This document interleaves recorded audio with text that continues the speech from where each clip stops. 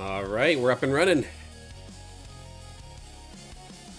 Illuvium Arena Ranked Day here from me personally. Going to be getting into a bunch of matches here today.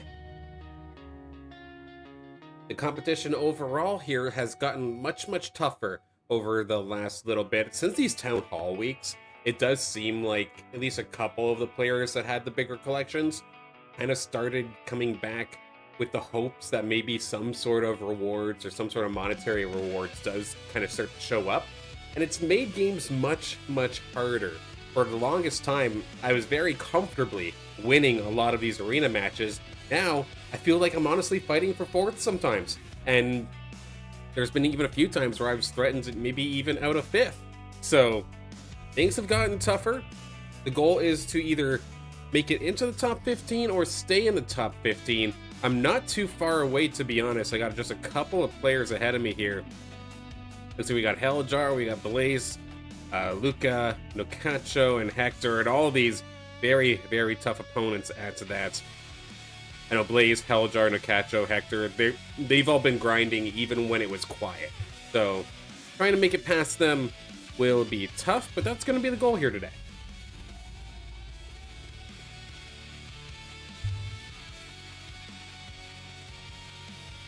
I was kind of hoping that I would have something to talk about in regards to the risk to earn and staking town hall, but it was kind of quietly postponed from what it was supposed to be, I believe, last night, because there was no announcement or anything, I don't think, right?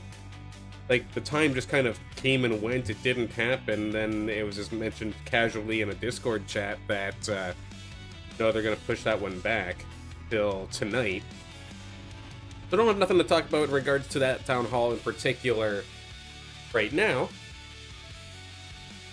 I've got my hopes and, I suppose, my wish list of sorts with the risk to earn and staking kind of stuff, though. And at least personally for myself, I really want to see the direction that they take, or what kind of direction they're going to take the risk to earn game, because like, I was hopping on the Discord. I actually like hopped in and kind of had some casual conversation with some people, and the overall mindset is that if it's all over Web3, then like take inspiration from it and do it.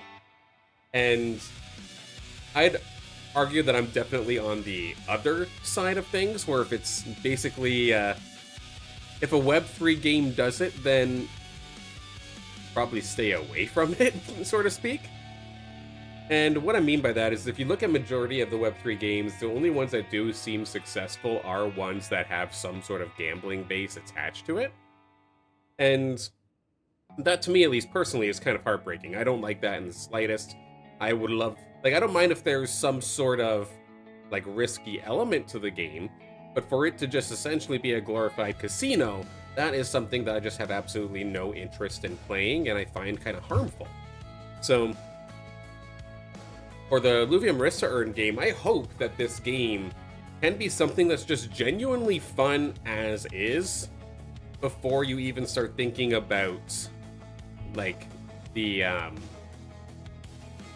guess the gambling aspect of it. I know, like, the gambling aspect is kind of the core to the game itself, because at the end of the day, you're putting your alluvial up that could very well be destroyed.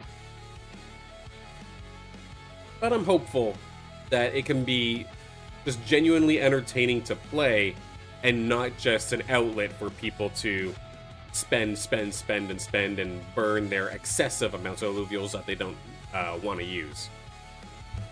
Because eventually that'll get old real quick. You're just going to have people who eventually they go through their entire collection of alluvials that they're not going to use, and they'll essentially be done with the game until they eventually catch more, which isn't necessarily a bad thing, I guess.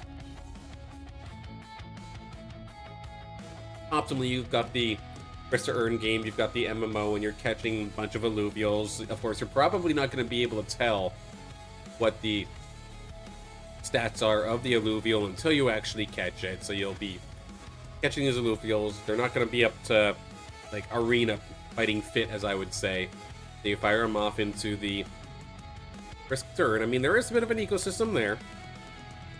I just hope it's fun and not just there just to have it, so to speak, if that makes any sense. I feel like I'm having a bit of a hard time explaining it, but I want to go there because I enjoy to, not because I need to, if that makes sense. First game of the day. 6 out of 8 are actually players. Let's go.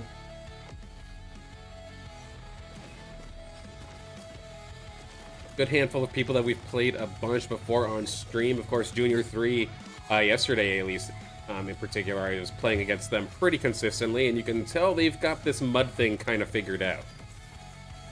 So with that in mind, I'm kind of going into this game expecting that mud is going to be a problem. I mean, Stinky Pinky is very, very good as well. Stefan Bane as well. Badeko. Our Boots from Wildfire there. Absolutely as well. So we'll see how things go here. I mean, it does kind of come down to the weapon. We'll see if Junior actually gets mud. I'll gladly take Totofi. And I get to go up against Junior right away, it looks like. I have too many health augments, I believe, so I'm going to try and switch one of those to attack damage, potentially. If it ends up being Omega, that is fine by me too. It could open up the door for some sort of Ion play. I'm going to move my Atlas on over here, just assuming that the rogues are going to come dive at it, but that's not going to be the case. Coral already showing up here for Junior as well, so as soon as that Lesser Gorilla gets into the fight, it's going to already be rocking the Predator buff on top of all of that. Want to eat me alive. Yeah, we're kicking off at the bang, aren't we? Oh, Illuvium themselves with the retweets. Oh, hello. Or the repost, I should say. Oh, hello, everybody. Hope everyone's having a fantastic day. And oh god, Junior did get the water fighter weapon. But we're on the ranked grind here today, trying to get into the top 15, but it is definitely going to be a tough task. Gonna have to go with the Ripple Flail, I do believe, in this instance. I play a ton of Aegis. It's probably going to be my strongest bet at trying to deal with Junior's Mud team, assuming that they do end up going for that.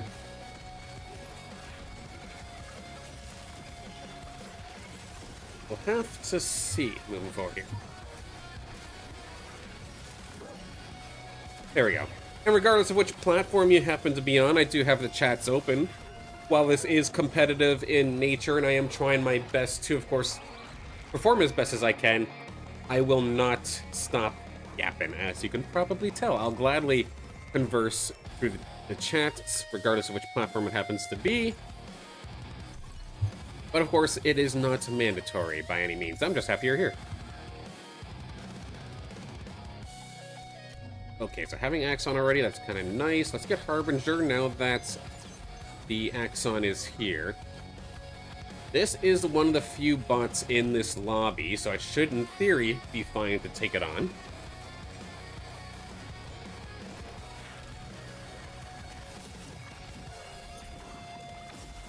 Yeah, that's the thing about Alluvials that just don't have levels, right?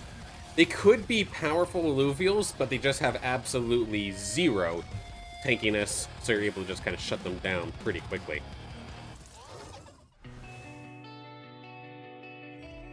But if I'm going for Aegis, I need some sort of attack damage carry here. I gotta start actually using some of these augments. One to you, the one to you. Out of city, this is the other bot, so I'm okay for the time being. Loading up slowly but surely.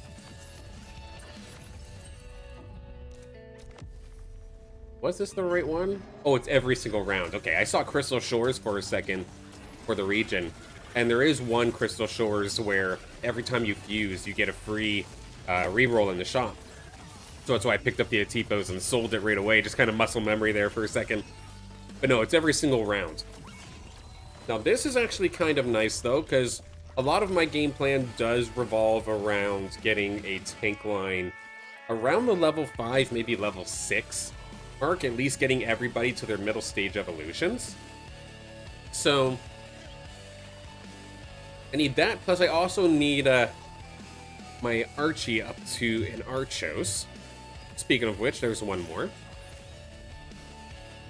I just have so many health augments that I don't know what to do with. I'll wait until after I kill off the NPC Dokas here, because maybe I'll get lucky and get the attack damage augments that I'm looking for, and I don't need to reroll. Or recycle, rather. And we're just getting more health, apparently, and there is the strike crate, so this is a good start. We're going up against mud. I just need to essentially kill this thing quickly, I feel like. Cool. We do have Archos online, which means we do now have Aegis. However, I don't necessarily have the carry for said Aegis as of this moment, unless I want to do this. Could very well make it so that we superpower the links,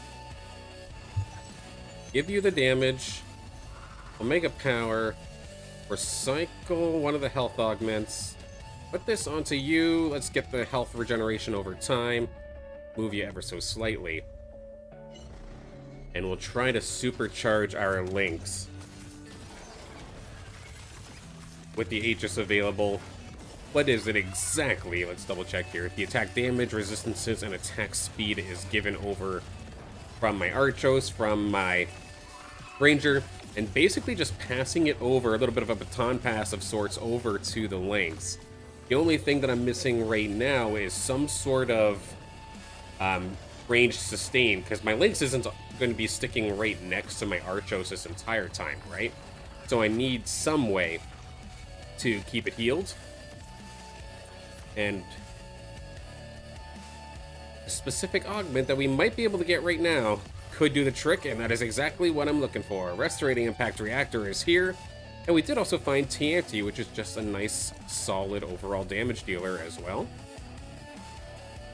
And then Kara Blue as my third tank, yes please. I'll put you down here to try and tackle some of these diving and rogue. Having the solid start off the beginning here does give me at least a couple of extra seconds to buy some time versus the burst damage of these rogues, which is quite nice. I do kind of like what I'm seeing here with Hideko. I am going to be able to take them out, but one thing that they are doing is picking up a lot of these Earth units that Junior 3 is going to actually need for their mud composition.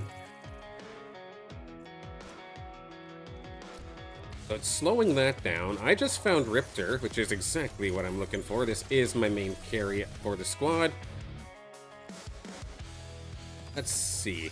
Maybe we can go for the other links here. I have a bunch of credits available. Maybe we'll level up to 6. We'll get the links in the front line, maybe to give Axon a little bit of assistance. And now that Riptor's here, might just be a little guy, but it's going to help Tianti in terms of belting out the damage, able to absolutely shred on through. And I really, really like this composition because it has two of my favorite Illuvials so far in terms of stats as well. This Tianti that I did end up fusing a long, long time ago still sticks with me to this day, and it is an absolute unit. Just need to continue to level it up. And then this Riptor, we just found this Riptor raw in the overworld, just cruising through Abyssal Basin. So, very happy that they're here. And potentially scoop up another tank. How do we want to do this here? We only got the 3. Let's get rid of the little Valentes. They've done their job. The Flish. Am I going to need the Flish at all today? I don't think so. Let's swap that out. I will need Beheady. And because we have this on board, let's swap out our links here with the cling into the twine. Much tankier fella, and able to get me to that 2 nature.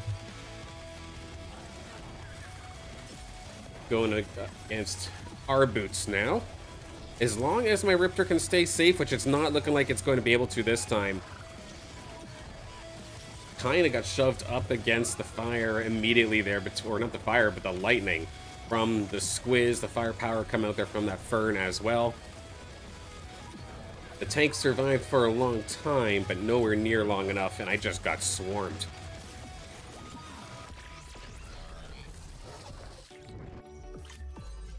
Okay, the Scion imprints. And the supercharger. As much as I want the supercharger, am I going to be using a Scion, like, at all?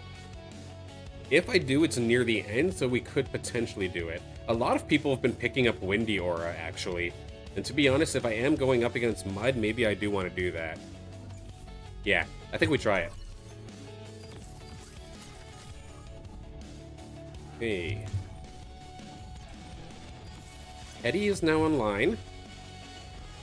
Optimally, before I start leveling up any further, I do want to get my Caradulo. My poor little Carablu is still here, but I want that toxic affinity before I truly start pushing. Brawler crate, we can get another one of these. I do not mind. One of the few augments I don't mind stacking, and then getting that attack augment is actually a perfect scenario. Like, and then if I get the one where after every Omega, no, not going to get that one, but this one's pretty much just as good attack damage as energy damage. And then I can add either here, or I can put it on one of my tanks. I'll try putting on a tank for now. Cruising through, we might be able to get a, excuse me, Axodon potentially here. And we actually will. There we go. That opens some doors now. I was not planning on going for Axodon, but I mean, if it's gonna fall on my lap like this, we're gonna at least consider. And going up against Junior, who's still looking for their carries. The carrying monkey's part of the Mud Squad. And honestly, the Restorating Impact Reactor onto the tank, onto the twine, is actually doing such a good job of just stalling this team out. It drops all the way down to like 1/4 and just right back up to half. Absolutely love how that played out. That's a good win. Okay, let's check. How many other Archoses out there? It's just Stefan Bane that has one. Links-wise, does anybody have Stefan Bane as well? So I can honestly sit here and potentially make some rolls. I'm not even playing necessarily optimally. Oh, the Hunter's Precision. This is honestly one of the best suits in the game, especially for what I'm using it for. The closest ally gets additional attack range plus true sight, so it does not have to get into many dangerous scenarios. Carablu, there's the one. Can I find another? I'll take the links. Got up to 70 credits to try and roll through here. Might be a bit greedy, but we're gonna try it. We are going to get skunked, it looks like, which is definitely heartbreaking. Let's swap over and bring in Trunk instead. We're going up against Stefan Bane, actually, it looks like, right here, right now. And you can see, it's not much of a distance change, but just not having to be point blank is so nice. Does keep you out of range of certain things. Maybe not out of range of that Carablu or Caradulo taunt, per se.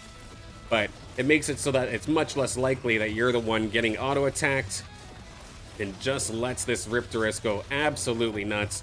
Does have the backup as well from the Ranger and Axodon. We'll clean that up quite nicely.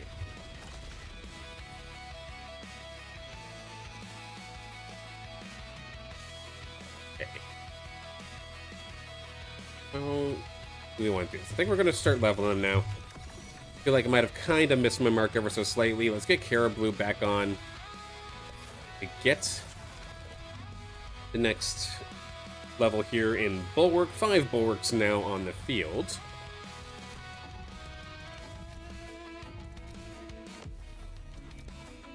And I'm still right around the corner from potentially finding a couple more fully evolved alluvials here.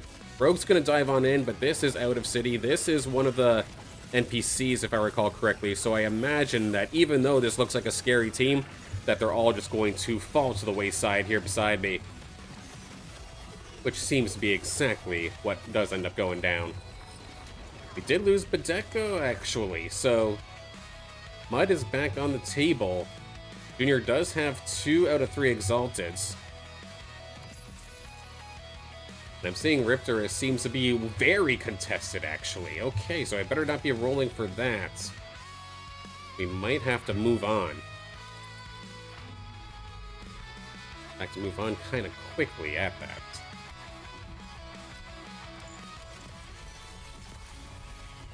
I'm going to move my tank augments onto Axodon for the time being.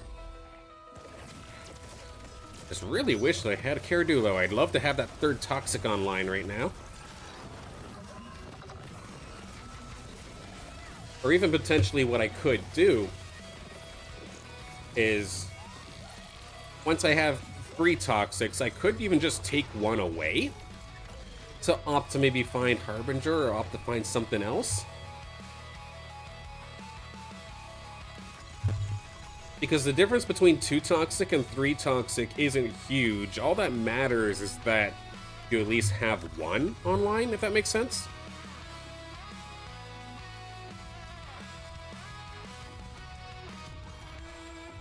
So as long as you've got the 1 online, then you can kind of pivot to other things if you really, really wanted to.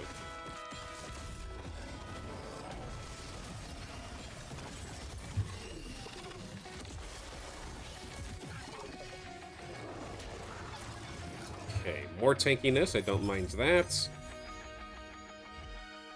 Healing augment, we'll take that in a second. Speaking of healing, I'll gladly take that. And now we can actually kind of play the game a little bit here. There we go. So Caribou's here, I'll take the Riptor. 1 more tank augment here, let's take a look. Resistances based off of hold or targeting, let's do that. I could put the Lynx kind of in the front line if I really wanted to.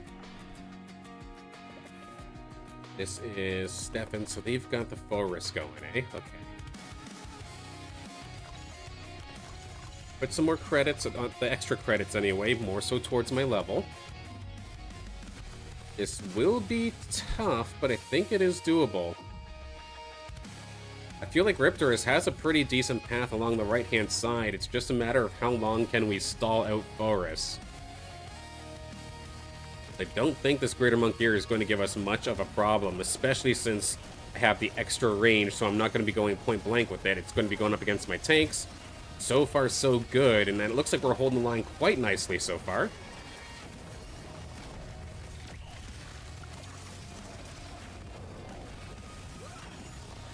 And I just have to decide what my late game carry is going to end up being, because with Riptorus being picked up by so many right now, it's not likely that I'm going to be able to pick that up. And then Stefan does have the 1 Forest, unless I just wait for them to potentially die.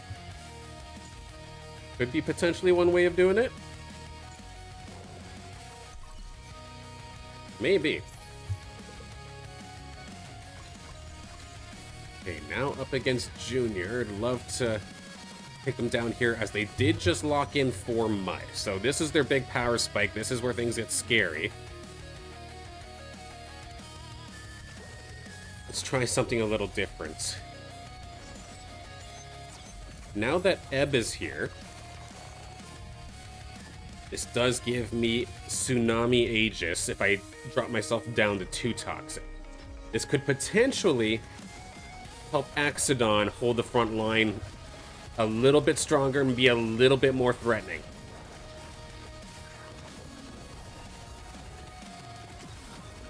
So far, so good. Riptorus finally gets stunned up here, but they haven't taken too much damage. Axodon's just holding the line beautifully. Of course, this Axodon right here, the hollow one directly in the middle, is this beautiful, beautiful Axodon that we got on our very final day of Illuvium Overworld on stream. And it is doing such an incredible job. Even Riptorus, and this is the one thing that's beautiful about the Restorating Impact Reactor, it works on Gorilla clones. so it gives you a big heal, even though that's technically not a true alluvial kill. So that worked out quite nicely. We do end up taking down Junior. Now we do have a bit of a corner composition, which screams to me, Lynx, thank you for your service. We will sell you off completely. Do have Alfie here, ready to maybe take a shot on through for a little bit of extra support. Not going to reveal it until the very last second. Now, Alfie, we don't have the augments for it. Like, there's no Omega power added onto this Alfie at all. But this should at least be decent, consistent damage towards their carries. And even though it's not that much damage, it's quite a bit to an Octius. So it actually isn't too bad. Can our Riptorus, though, stay alive? It did end up getting focused. Can we take down their healer? That Arito is not going to fall, so they're going to be able to keep their healer. They will end up winning this fight. I feel like the idea was right, I just didn't necessarily have the firepower to get the job done.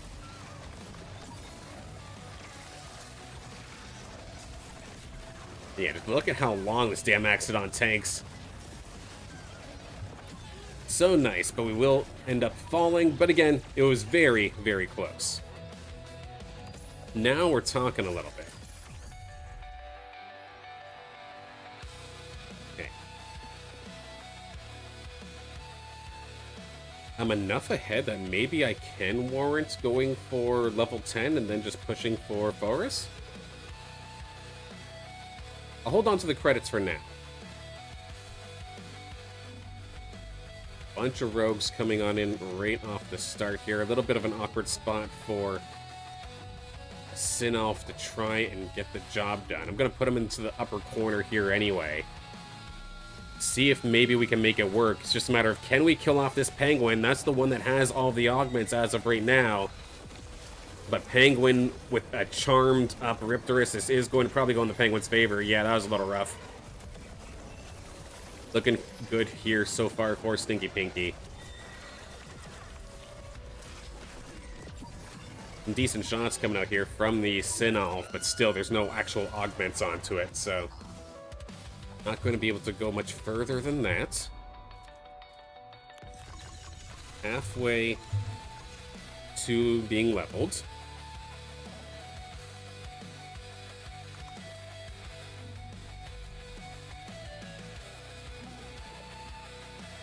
Just a little bit frustrating because I technically don't have a very, very good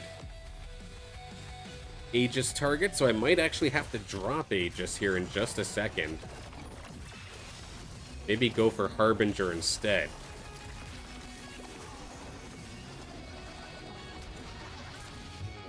Get some energy by chance? No, we've got this here. We'll take the Omega Power plus Shield. How about this? Energy?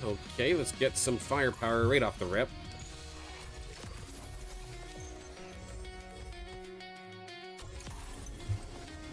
Here's how I think we're going to end up doing this here. We're going to somewhat bunker this now.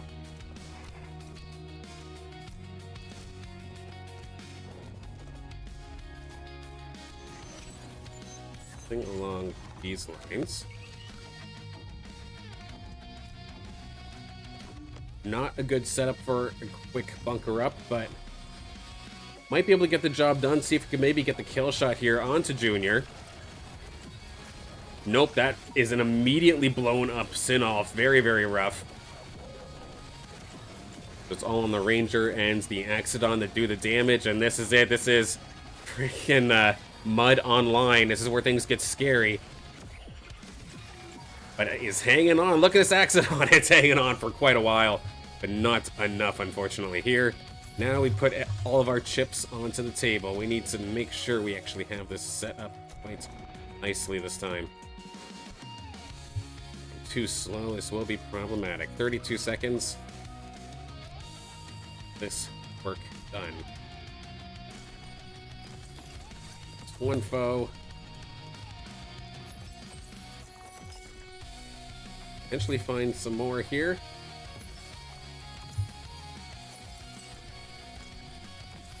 Oh, we're kind of getting close. I gotta speed this up really badly.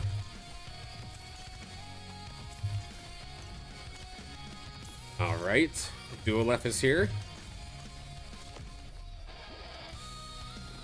And it was a little bit slow. I did get Forest onto the board.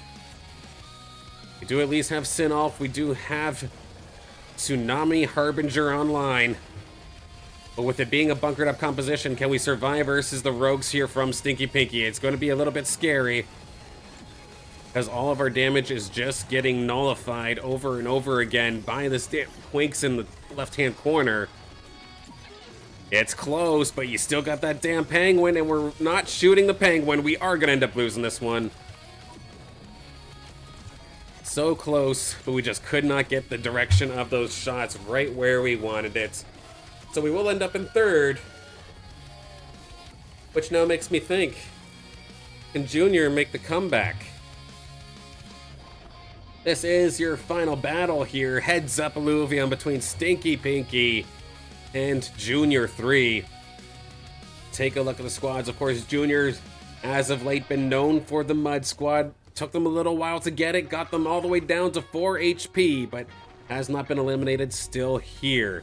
However, here for Stinky Pinky, we've got Rogue, the Rogue Vanguards with Dust and Air. This is exactly the kind of composition that you'd kind of want versus a Mud Squad. Being able to dodge, being able to blind, it's not a bad idea. And I don't see a single clumsy debuff or anything that can be used to hit these air units. As we do look on through, the red team, Junior squad, is getting absolutely deleted. The Rampfire, the Penguin, and the Malura, they're basically just triple teaming everything, but it is not quite done just yet. But the fact that Penguin is still so damn healthy leads me to believe that Junior's gonna get knocked out of this one. Stinky Pinky gonna show everybody how it's done up against Mud and shutting everyone down, winning the game.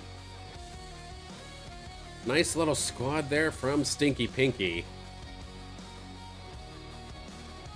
And I guess that's a beautiful thing too. Like, Mud was contested all the way up, and even if it was uncontested, just being able to dodge essentially everything while having your own super carriers. Heck, having the Rampfire on top of that is like the cherry on top.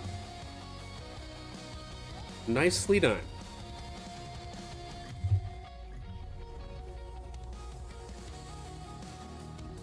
Not bad, not bad at all.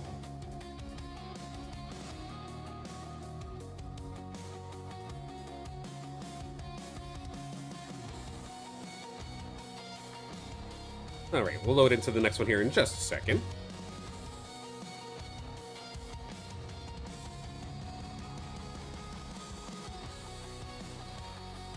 But this is good. I'm glad that there's actually some pretty solid competition now in the arena. So I always do say, and I've said this on streams in the past, but if I'm the best at something, it usually is a telling sign that something is wrong. So when I'm out there winning arena game after arena game after arena game before, it's like, okay, something's wrong. Because the only time I was ever dominant in the game shut down and died about 2 months later. So I was very, very scared, and I'm very, very happy to see that I'm fighting for the podium, but I'm not necessarily winning every time now. And it's good. Gives me an opportunity to kind of cast the matches too that I've been watching. Just because I die doesn't mean that I'll jump out right away. I'll just cast the rest. I do miss tournament casting or esports casting still. It's been since the Illuvium Pro League, since the last time I actually got to truly go for it.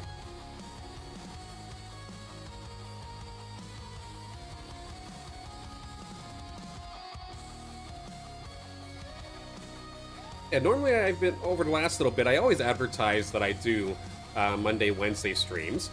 But over the last couple months or so, I've been doing Monday, Wednesday, Friday. But I did take Friday off for this week, but it's not that I'm necessarily taking it off, just taking it off from stream. I have so many videos that I want to make right now.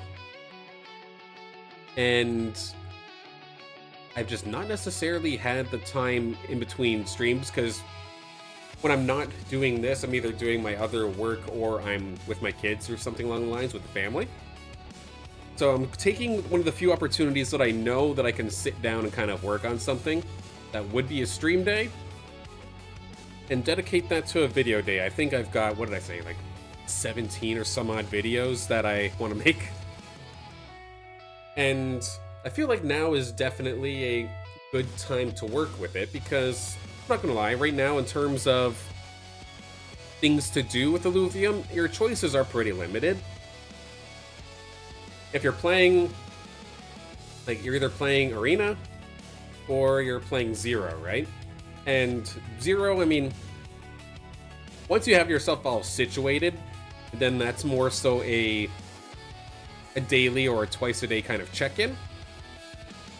And then the rest is Arena, but especially if you don't necessarily have an Arena team built up right now, it's a hard time to start Illuvium, if that makes any sense. So while things are a little bit quiet, now is probably a good time to crush out some videos. Because of course the playtest too for the MMO just wrapped up last night. Because originally this stream was supposed to be another MMO stream, but then I was surprised. I think it was in about the middle of last week or late last week when I heard that, oh yeah, by the way, the playtest is actually ending. Sounds like it'll come back eventually, but it could very well still be a little while before that does end up happening. Which, I mean, it's fair. You've got the direction, you've got the QA that you need, so now just, like, hard-focused development.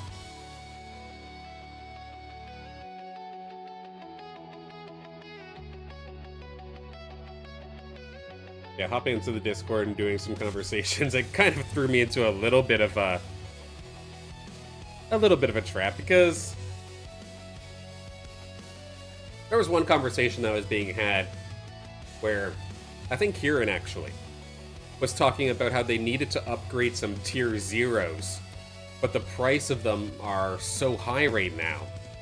And then somebody threw the idea out there that there should be packs or bundles or something like that that you can buy to get specific alluvials that aren't in the marketplace. And I got one guide. I got one guide really hard because it wasn't even Kieran, like it didn't come out of their mouth. No, but just got essentially one guide in the Discord that like this was a possibility, and I kind of went off a little bit because, again, if they do want to go down that route, like it's not going to bother me per se. I'm about as average and a middle of the road player in pretty much everything as it gets. But when I first heard of Illuvium and I heard about the game and like how the concept is, the idea that alluvials can be extremely scarce or potentially go extinct one day was always a possibility, but that is the risk and the excitement of a pure player-driven economy.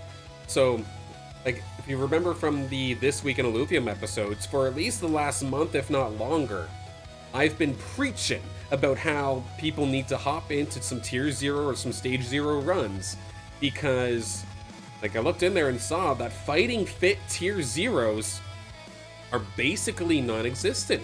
There's very, very few and far between, and they are going to be necessary when it comes to tournament and top level play. But everybody else, like, or for what it seems like, very, very few people actually did, but those that are now have fighting fit tier 0s, and sure, they're probably on the marketplace for quite high. But that's the risk of the player economy, and that's kind of the excitement. So now we have to play around the fact that yes, these are some very, very rare alluvials. These were at one point completely free to play, but nobody chased them. So now the entire community as a whole needs to play around this. I would be frustrated. Like, I would definitely get it because I can see that there's the potential of a money-making opportunity. If you see that certain tier 0s are basically extinct, and you get the, oh, tier 0 bundle, in a game that is, well, first and foremost, a business, of course, right? So if they're trying to make money, 100% that'd be something that you can do. However, I thought the entire purpose and concept of this game was that if something goes extinct, we have to play around it because it's all on the players and player agency. And those players that did go out and grind, if they have those rare alluvials that everybody wants now, but they're so hard to find. Yeah, they have the power to put them up to a very, very high price. So I would be very, very shocked and a little frustrated if all of a sudden bundles came out. And that was the conversation, because it was just one guy that threw it out there, and again, it wasn't somebody that was like a staff member or anything with Illuvium. But I had to put my opinion out on that as fast as possible, because I would hate for that to even be considered. Because it just destroys the potential, or not the potential, but any of the time that people actually put into like farming those alluvials and raising them, fusing them, and all that. It just essentially wastes all their time if they end up throwing bundles in there. And I don't think that this is going to be the only time that this is going to happen either. I threw a short out there from a stream. It was the last this week in Illuvium, where I was saying that I can see an instance where Umber or Dash Rakes and Umbers could possibly go extinct just because they're too powerful. Like, they're godlike in Arena. If they behave similarly in the Risk to Earn game, like they do in the Arena, then they're probably going to be a dominating force there as well. Not to mention, they just look cool. They're probably one of the coolest looking alluvials outside of maybe the Dualef and the Ramfire, for at least me personally, in terms of coolness and whatnot. And I just imagine that it could very well happen again, where Fighting Fit Umbers basically go extinct, and it's like, okay, for those people who did farm Umbers, you are in a power position now if you still happen to have one, because they're sought after. Or you can destroy all player agency and just have the Umber bundle, make a quick buck, and waste everybody's time. So, I think it's pretty clear which way I would rather it be. But again, this entire topic was just basically me being one guide. It did not come out of the mouth of Illuvium official or staff member. But just in case it was ever considered.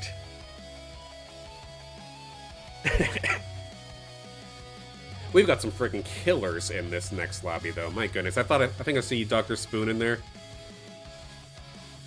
Stinky Pinky as well, our winner from last time. Never Lose, very strong as well.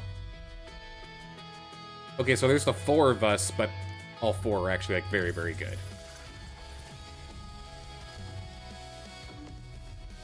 I finally took a look at this one website called Illuvium as well. And it basically has everybody's alluvial collection kind of scored, so to speak. And if I recall correctly, I think Dr. Spoon is like the 3rd best player in the world in terms of collection.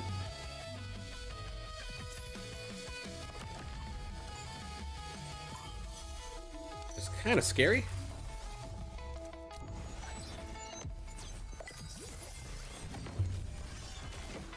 Okay, so this is the Crystal Shores this time, where you get rerolls based off fusion. So I should be scooping up everything in these early rounds.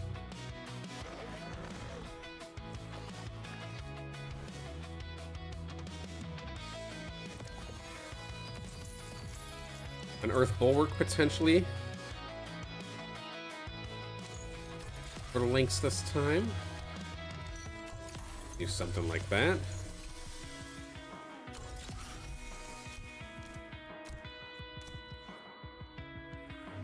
We can try something like this. With there not being as many real players in this lobby, it's only 4 real players and 4 bots this time. This does give me a lot more breathing room, because I'm going to take a lot less damage, at least early on. So I can afford to play a little bit greedier, if that makes sense. Which is definitely a bad habit. Like, if I went into a tournament with that kind of mindset, I would be absolutely cooked, because you can't assume that half the lobby you're just going to kill, even if you're completely under-leveled. And I think that's where a little bit of the shock and a little bit of the realization kind of coming in for me since the last week or so of games. Okay, Never Lose has the Earth Bulwark weapon. Stinky Pinky. Earth Empath. Where is Spoon? Spoon, you're gonna be waiting for an eternity, aren't you? Okay, going for air. Let's go for the Empath weapon. Let's turn our links into a bulwark. And kind of snuggle here right on the left-hand side.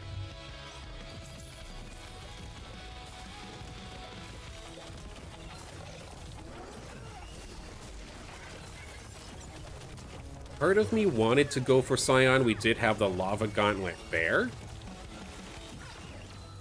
But it would really force me into not just Scion, but I mean just into a maybe an Arcanite kind of style build, which with there being so many other fire players of this moment, I'm not sure if I like that. But again, at the same time, they're all pretty much bots anyway, so that they actually going to behave like a real player, that's a whole nother thing.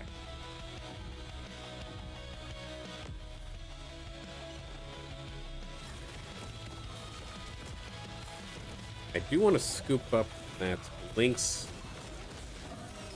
Pick that one up.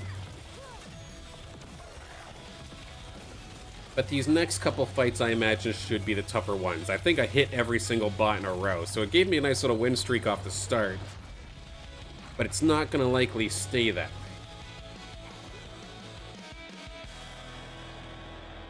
way. Like, at least in the past, me up against Never Lose, I feel like I'm slightly favored. Me versus Stinky Pinky, I think Stinky Pinky takes it more often than not, but at least it's a somewhat even fight-ish. And then me versus Dr. Spoon, well, that just doesn't usually happen. Like, I'm about to get my crap pushed in here, I imagine, in just a moment's time.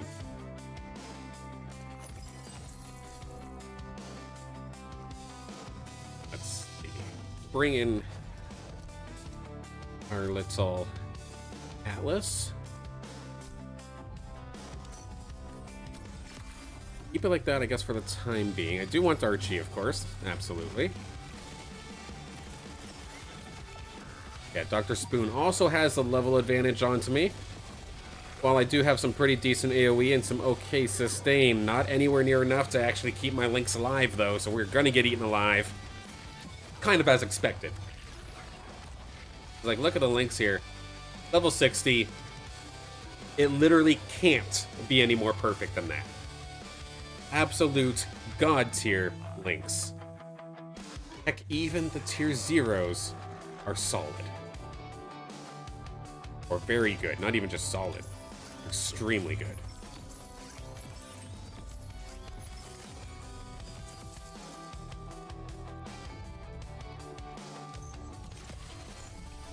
A little bit. Lynx check. How many people are going for it right now? Is it just me? Looks like it's just me as of this moment. I don't know what I'm even really going for as of this moment, so I'm going to hold off of using that composite one. Energy into Omega is usually a safe bet. Something like that, potentially. And take out the Doka. Don't need that no more.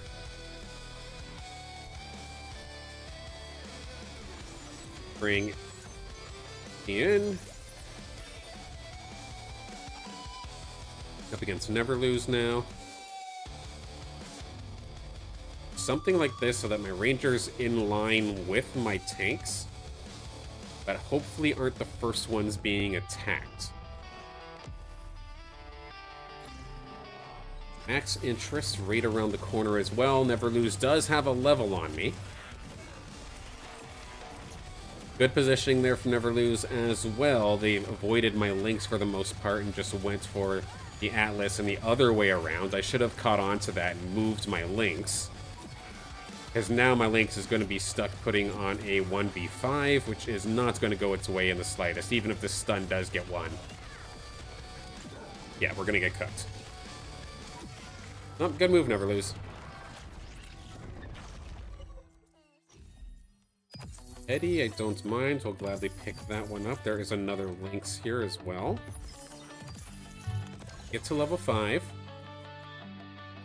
Stinky Pinky back with the rogues, potentially? Yep. Looking like a Revenant on top of this one. Time. Let's get Hetty in here, kind of hold the sideline here.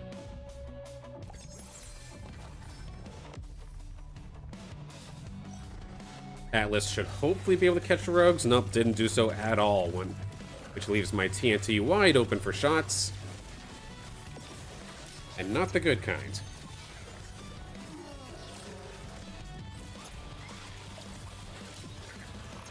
It's relatively even still, all things considered. I just wish I still had my Tatofi available, but I think my tank line should be able to just wet noodle fight their way through this one. It's a pretty beefy Lalura, though. It has taken a long time to get through them. Don't think they necessarily have the sustain, though, to actually be able to get through. So we will eventually get there.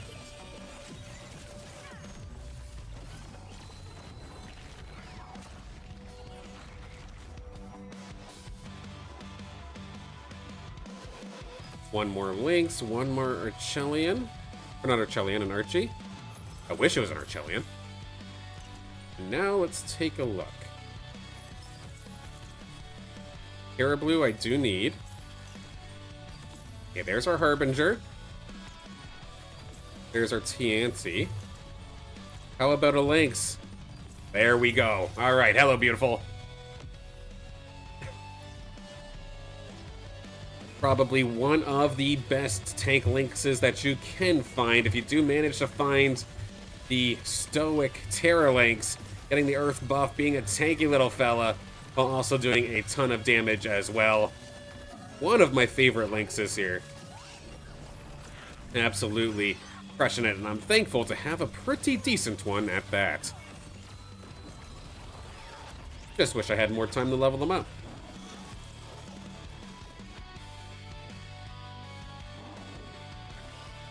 Somehow find maybe one more Earth, I could even make that Lynx even tankier. Now I can move my level up to 6. A damage amp potentially, healing. I like the damage amp version of this, and there we go. We do get the Archos, so now Aegis is online, so I need to be a little bit more picky as to where I have my units. And off the start, because I don't necessarily have a true carry, could I do something like this, where it's buffing up or doing the Aegis buff onto the Lynx, even though it's technically my tank. We will level. Let's get Graco out there. I don't care where it gets placed. That's fine. Just get out there. And let's see how this fella does. Aegis buffed stoic Terra Lynx. Going to hold the front line at least early in this one, especially up against some of the bots. Hey. Oh, wait. A sudden wavy appearance. Hello. Did you hear me calling hello, beautiful? Yeah. You did, eh? Apparently, hello, beautiful is not just for my Lynxes anymore. Well, it's never been just for my Lynxes. It was hers first. Well, the Earth Imprint, actually, we can break that third Earth threshold if we will go for that. But it's also kind of hard to say no to Combat Rhythm. I think we do have to go for Combat Rhythm even still. This is definitely interesting. We've got Toxic currently, but I could try something different. More of a nature pivot, potentially.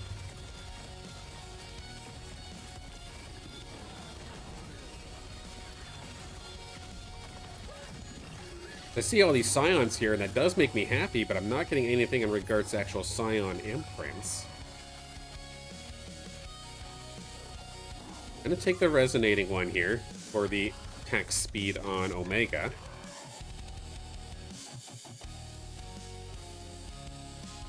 This is one of the tanks that I was kind of looking for, actually. So this could actually work out. If I were to take... Here, that's another nature. And then put you here. For the time being, I'll give the Lynx that buff, but it's not going to stay that way.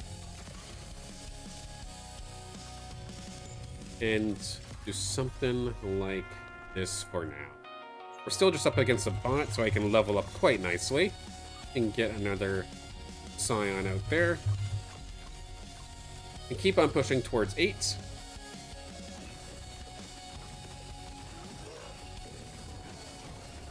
I've got the Archos, I've already got the Axon, I've got pretty much all of the tier 1s that I need, so I don't mind powering up a little bit. Having a bit of a stronger board. And then also, potentially, being able to find my inevitable late game carry. Just a matter of what do I end up picking. Okay, there's another.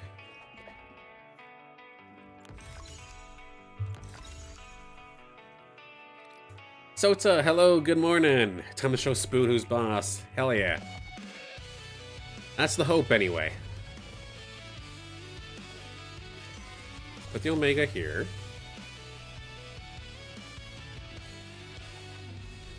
Kinda need one of these to turn into damage, I think, right? Let's recycle that. I've been very lucky so far that I've been getting all of the bots in a row. So I've just been able to snowball a little bit of a win streak here for myself. And because of what I'm trying to do, I feel like it's actually pretty strong. It's not very greedy. Well, it's greedy in the sense that it's leveling up a ton, but at least I'm not sitting at a low level trying to shoot for a super strong, like, low tier build.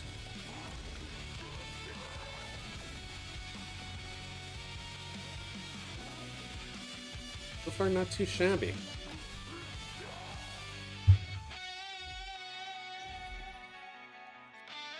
Okay, there's the attack. When in doubt, Hyperforce, right? Do something like this, potentially. And have you heal. We're up against Dr. Spoon right now.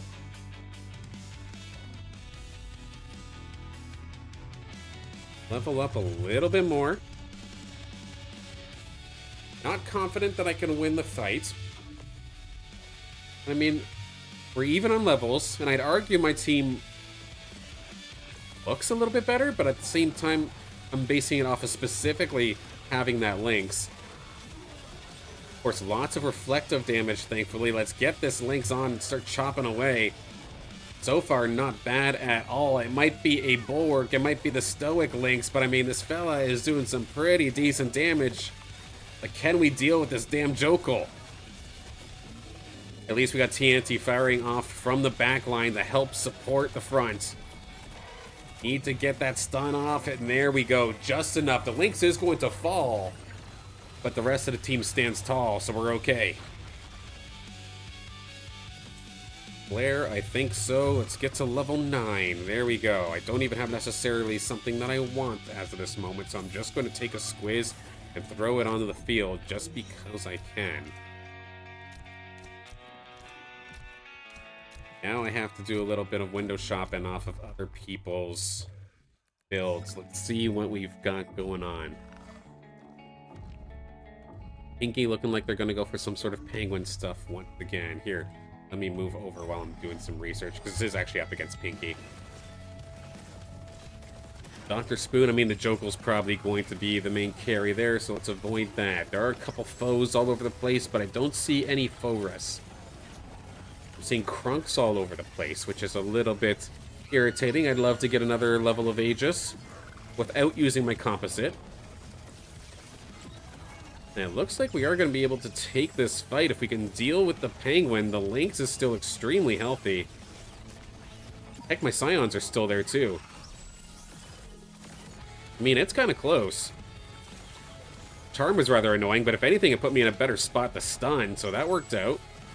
Hit the Lynx now. There we go. slowly but surely, I think we're going to be able to cook.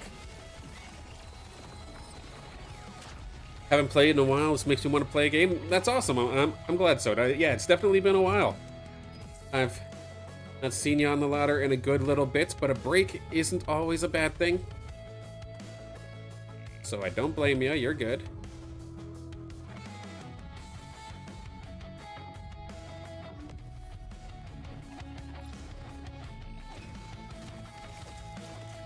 I feel like I'm definitely underutilizing some of my ranger's ability here. Like, yes, I have Aegis, yes, it's on the links, that part's good, but what about the composite? I'm currently toxic, and that's doing me nothing. Play another one afterwards? Yeah, I'm gonna be going till 12, so I've got basically maybe 2 more in me after this. Healing, attack speed, shield value. Let's make you a tank. There we go. Support crates. Overall healing. I don't mind that idea. Up against Never Lose now. Okay, we now have fine. Air blue. I mean, we're getting kind of close. Octius showing up is kind of huge. Just a random Scarabok turning into a Goliath here on me. That's kind of huge too. I like that. Might be a case of somehow transitioning this into a Scion-based play. Because I tell you what, that was kind of effective. We're up against Never Lose, and this one was very, very convincing. What are they going for currently? Just heavy fighter? Interesting. And yes, of course. You know, I very rarely ever, if not ever, take rogues, so it's all yours, Soda. Fighter imprint, I don't necessarily need. The energy might be a nice chance. Mega power for max health? Hit a little bit harder, potentially? I kind of like that a little bit more.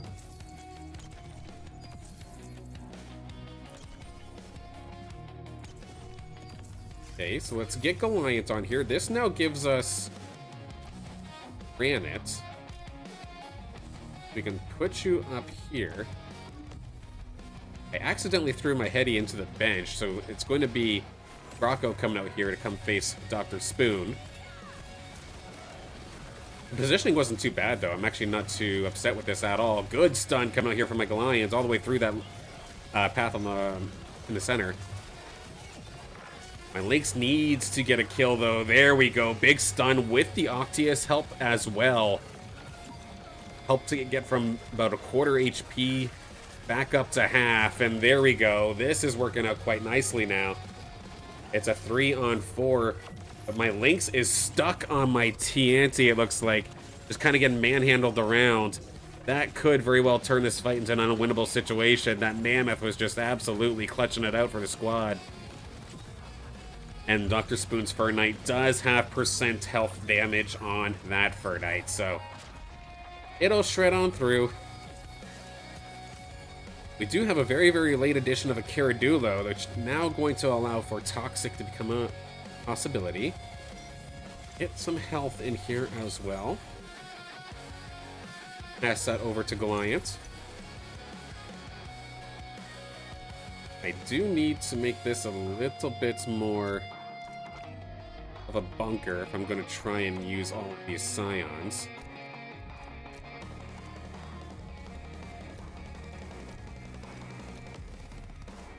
That penguin's going to have a field day, isn't it? Oh, yeah.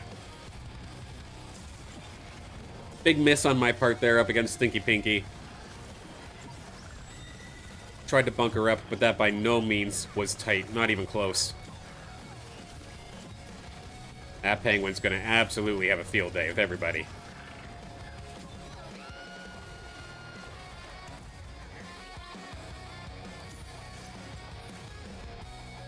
Let's see.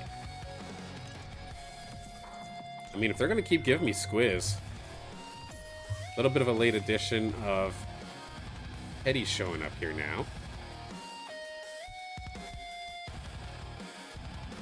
Need to fix this bunker a little bit better. Can Axon fit in there? Yes, it can now. I know it kind of feels like I'm trapping my units, but it's with intention. Now I find the twine.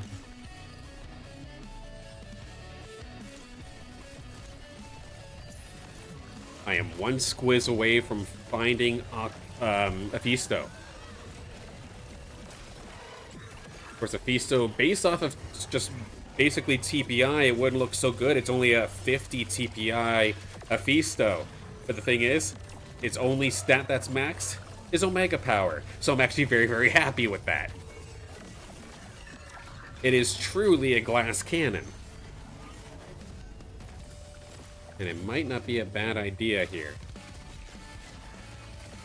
As I nonchalantly, like I wasn't even paying attention per se, we do manage to get a little bit of a dent here onto Dr. Spoon. So we're gonna level up in a second here. I'm gonna stay maxed out. Let me adjust this a little bit better because the granite on the TNT is kind of just not being used really at all.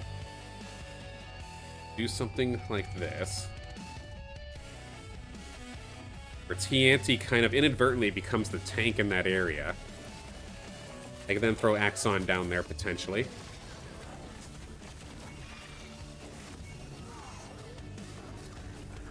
Okay. There it is. Aphisto is here. So what I'm gonna do real quick. Okay, I've got 2 invokers. Can I get a 3rd? There we go. Okay. Come on back. We now have Granite back. Let's turn TNT into a temporary invoker.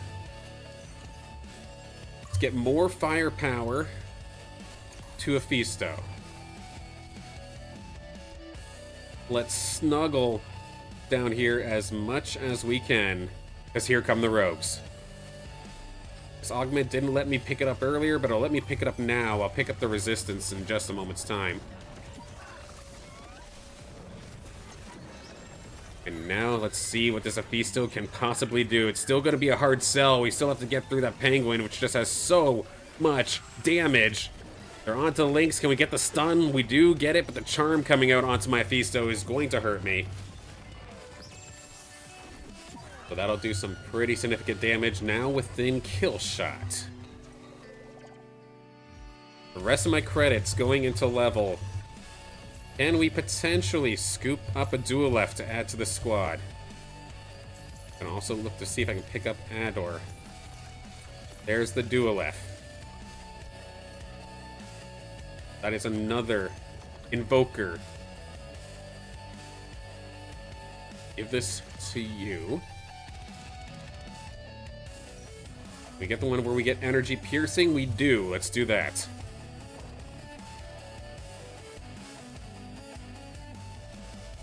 Something potentially like this. It's a little bit scrappy. I don't perfectly like it, and we're still just kind of Aegis buffing a Lynx.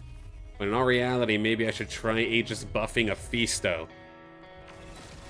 Let's see if maybe we can get the job done. But we got some tanky boys to try and get through here. That's a nice little Titan ore coming on through, but it's sitting right on the line of fire here of my Duelef. My Lynx is doing okay, holding the line up against a few, and there we go. Resets coming on through here from Aphisto. Good shot from Duelef as well, right into the back line. Aphisto, can you finish off that Furiox potentially? There it goes.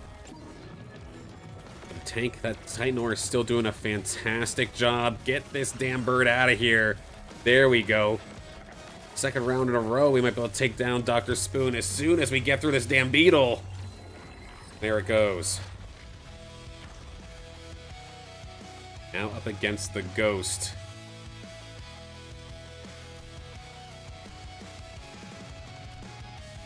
The ghost here of Stinky Pinky. I do something like this potentially. Aegis buff Aphisto.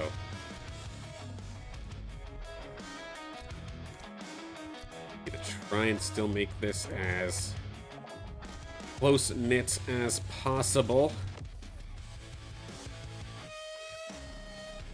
I wasn't even paying attention to my credits, but we did actually make a nice solid bunker that worked out quite nicely. Aphisto, what do you got in the tank? Duelef, can you hang on a little bit? At least you're within range of my ranger for a shield. Oh, not in time though. We need some big resets. We're not gonna get it.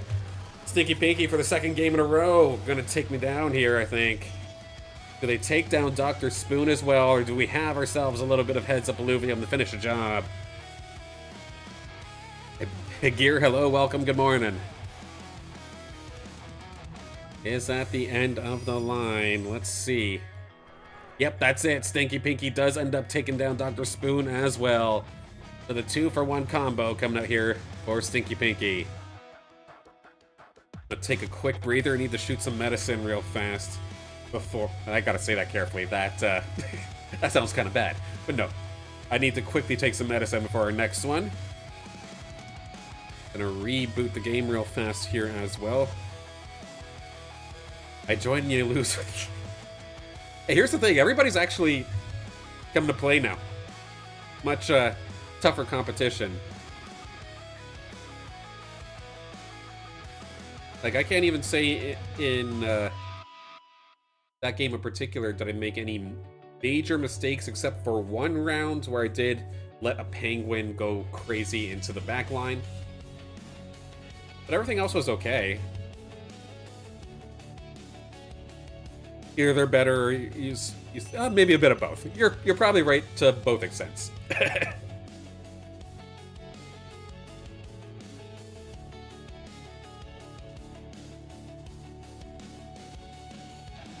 probably just right overall.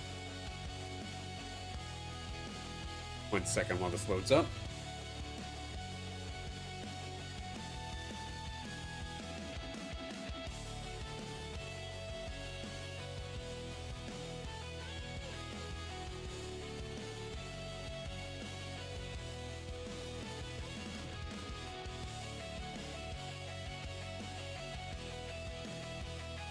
Alright, I can breathe now. Yay.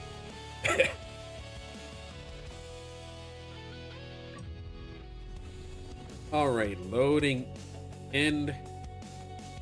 They'll count down when I start to queue up. Go when I say 5 because of the YouTube delay. So let's hop in there in 5, 4, 3, 2, 1. Go. Feeling it today after a weekend of bowling? No doubt. I'm sure you're quite sore.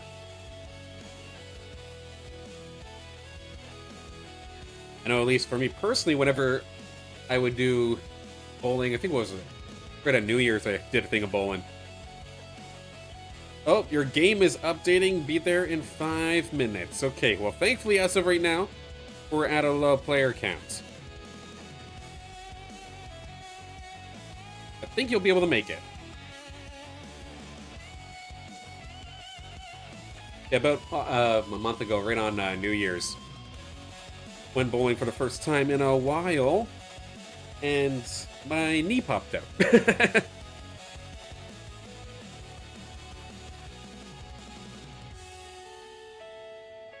That's just a normal thing, though, of course. I used to be, like, relatively sporty. I used to play a lot of broomball. I used to be a... not a travel team, because we didn't do it like every week or something along those lines, but was on a tournament team for a long time. I played center, I played goalie. Goalie was my favorite, but I never really got to truly do that in a real competitive setting. But by playing goalie, I think my knee was already bad, and then just the kind of way that I played goalie, rather than being a stand-up kind of goalie, I was what they would call, I guess, butterfly. Where I'd be using, like, how do I say this without sounding terrible? I would drop down to my knees very, very often and use my legs to make saves. And I destroyed my knees that way. Anyone who actually follows hockey knows the kind of style that I'm talking about, but out of context, that sounds terrible. But Then I got buried. No, I can't even blame marriage. My wife plays too, or played too. If anything, then we had kids and then it slowed down. But even if that wasn't a thing, my my knee just kept popping out now. Anytime I do something majorly physically exerting. I'm kind of sad because I do miss playing broomball and miss playing sports, soccer, and all that. But I run for like 15 minutes and then pop. It hurts like crazy.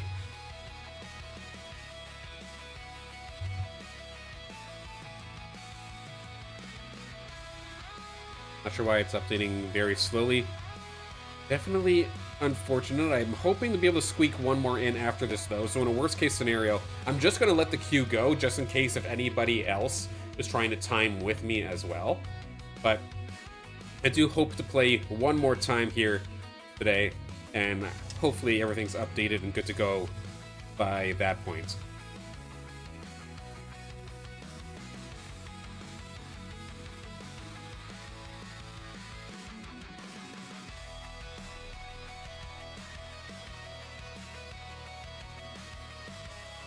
Oh, absolutely. It was a fun time last time, Gear, and we'll talk on Discord a little bit afterwards in regards to some potential plans. I know you've got a big tournament coming up this weekend. I'm trying to see what I can do. Love to hang out for a little bit and see what's up, but gotta see what's up with the rest of the family too.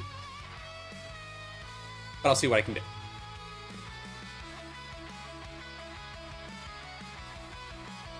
That's what I figured. Yeah. You're good.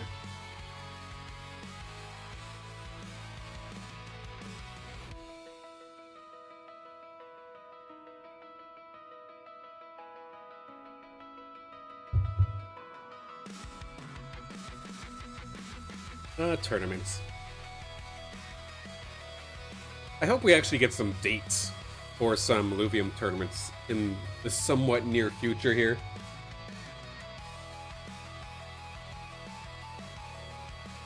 Oh, sorry, Soda. I'm referring to a Gear on the Twitch side of things. He was talking to me about his bowling tournament, not Illuvium. I was just actually going to make the comment, though. I do hope that we get some actual dates for some Illuvium tournaments happening in their near future, because it's again, it's another scenario where we have players that want to compete but they need something to compete for. Technically, ranked right now, you still have nothing to compete for except the promise that there are rewards returning, but some way. So what kind of rewards is going to be out there? We have no idea. When it's coming, we have no idea. What about tournament play? Well, we want to do tournaments, but the only one that even has a month really attached to it right now is whatever this sponsored tournament is with Illuvium Beyond and the partner that's a part of Illuvium Beyond. And that one, more than likely, is the entry fee is going to be tied to actually buying packs, because if I recall correctly, based off of the town hall, they were making it sound like after reaching a certain milestone of buying packs, you would get the arena battle board, which acts as your ticket. And that, I think, was set for April. But that's the only thing that has even a remote date attached to it. So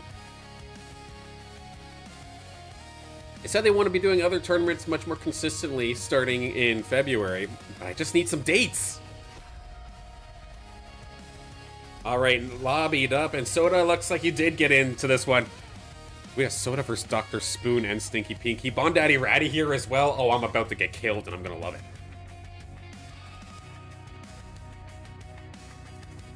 Here, I won't be going to League after 11 games. That's crazy. Yeah, that is an absolute ton of games that I have to play for anything, let alone bowling. Your arm is gonna fall off. Please do be careful. Dr. Spoon, hello, good morning. Gear, I swear to God.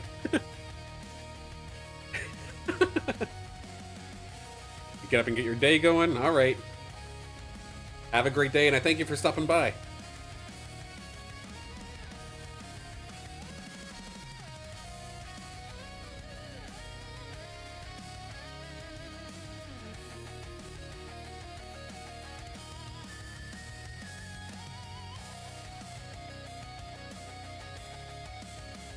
Excuse me.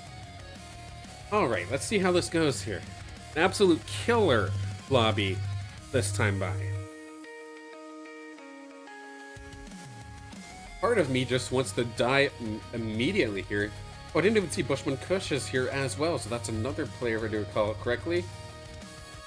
Might be Silver Bushman, who I've seen in chat here every once in a while. But yeah, everybody's here. Lots of people here. Only 2 bots this time. It's time for me to get murdered, go out in 6th, and then cast the rest of the game.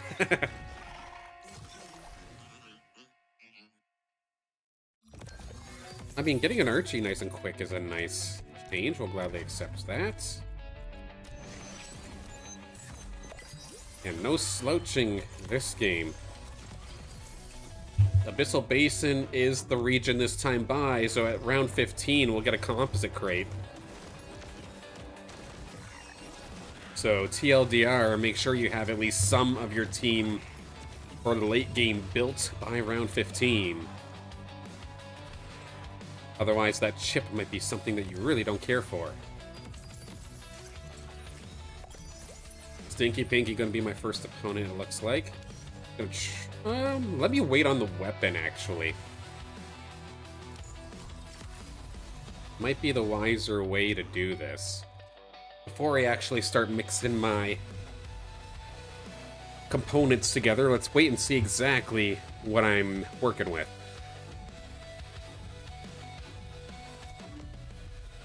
The last minute switcheroo here to the Valente, because in a heads-up fight, I think I'm just going to straight up lose this. So let's see if Valente can maybe give me a cheap shot kill. Couple of low health bars, but I don't think we're actually going to get it. No, not this time.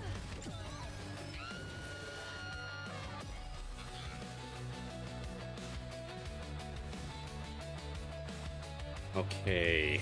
Oh, we've got 2 of my favorites. We've got literally my 3 favorite weapons in front of me. What do I want to go for? I mean, one is contested by Dr. Spoon. We've got Rogues coming out once again. Bushman Kush, okay. I think it's telegraphed as all hell as to what I'm doing, I think. But I think Aqua Blaster is the way to go. So with that, I need to change one of these augments from Omega Power to attack damage. Up against Dr. Spoon, they shall absolutely take me down without question.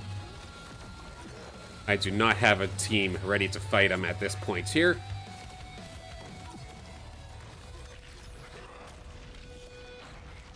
And I might just have to accept that I'm going to get murked really early on in this game, which is, oddly enough, very, very similar to how things were before Leviathan started. This would be kind of the way that I played, where I would get completely smoked early, but then make the comeback.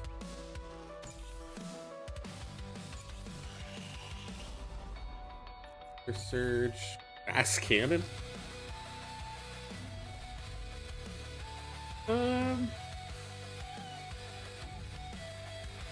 Let's go for Glass Cannon. Let's give it a shot.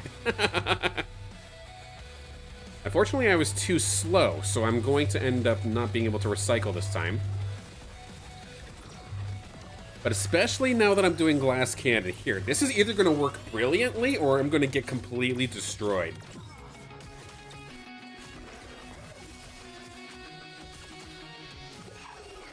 I'm leaning probably more so to get completely destroyed, but we'll have to see. Because right off the rip, I'm actually going to lose to a bot, I think. Unless the Valente can squeak this out. Oh, gonna end up dying. Damn, okay, so we're taking a lot of heat early in this one. Okay. So I need an attack augment. Badly. And Sota is here. First time seeing them on the battlefield in a long time, and oh my god. Some absolute beautiful alluvials. And the thing too, if I recall correctly, Sota did not play at all when Arena's experience first came out. Or not when it first came out, but when it came out recently at 3 times the amount of experience, right before the migration. So all of these levels on these alluvials, this is all from prior. So it's a very sick and brutal squad to deal with. I did not get any of the augments that I was looking for. Send that to the recycler.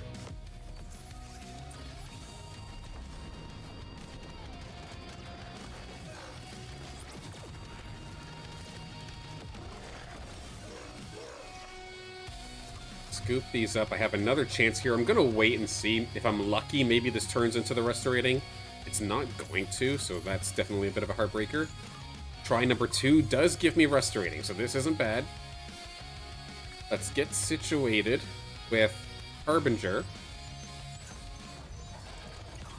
1, 2, 3. Snowballing for Omega power, sure. Can do something like that. Hector, hello! Good morning! And thank you, thank you. Let's level up. Let's get another Graco on the field just to get that 3 bulwark. I'm gonna get rid of the Valentes. They don't fit in, nor does the Doka.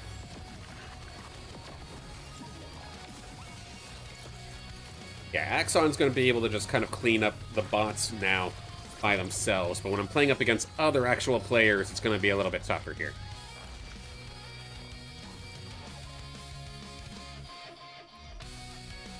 Lynx is an air fighter. That's not going to be suitable for what I'm looking for. Let's level up again. Do 1 roll. There's a dash. We'll gladly accept that. And that is what we're going for here. I need to switch out this augment in particular, but this will do for now. Move that over here. Up against Stinky Pinky. This one's going to be tough, but we'll see how this goes. I'm going to pick up Riptor or an additional water unit. Strong lobby? Absolutely. Joining in on the next one? Definitely sounds good. Unfortunately, in terms of stream, I'm probably going to be wrapping up by the next one. We'll see what time this finishes. If I'm lucky, maybe I'll squeak one more. But we'll see. Thankfully, I don't have any urgent appointments after this, so if it ends at about, say, 11:40, maybe I can fire off one more.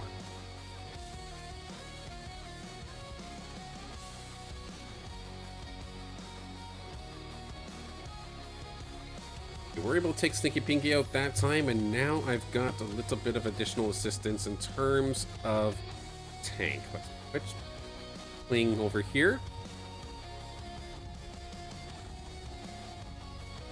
What would have been probably wiser, actually, is if I took Kling away, put Riptor on, I would have had 6 water.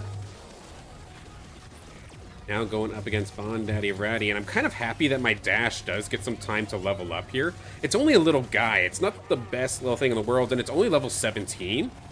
So even though I'm probably going to not do so well here in this game in particular, I am happy that it does get some airtime here, or some playtime to actually level up a little bit.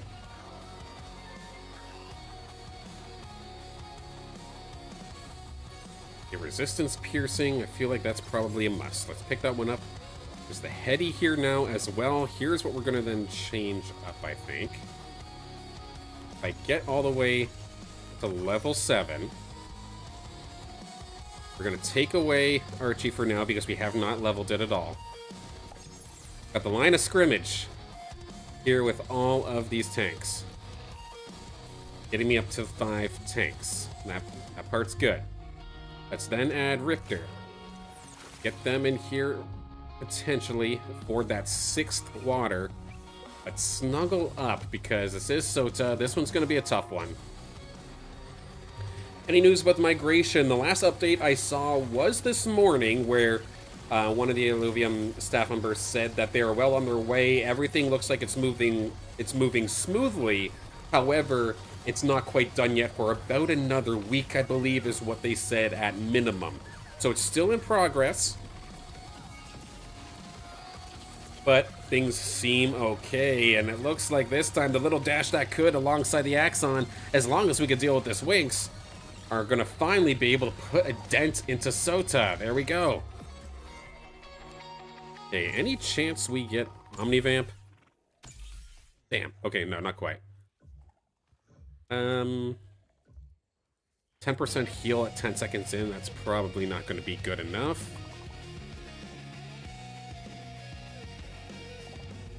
Damage amp, potentially. Gyaradulo, hello, welcome.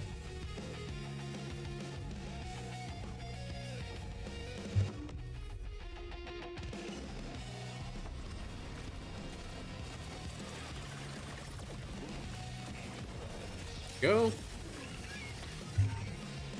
I should be able to get close to level 8, which is when I really want to start pushing for some rolls.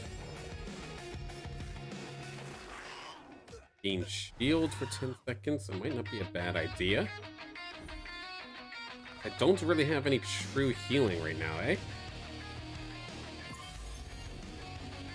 Hey, Hetty, you can take that.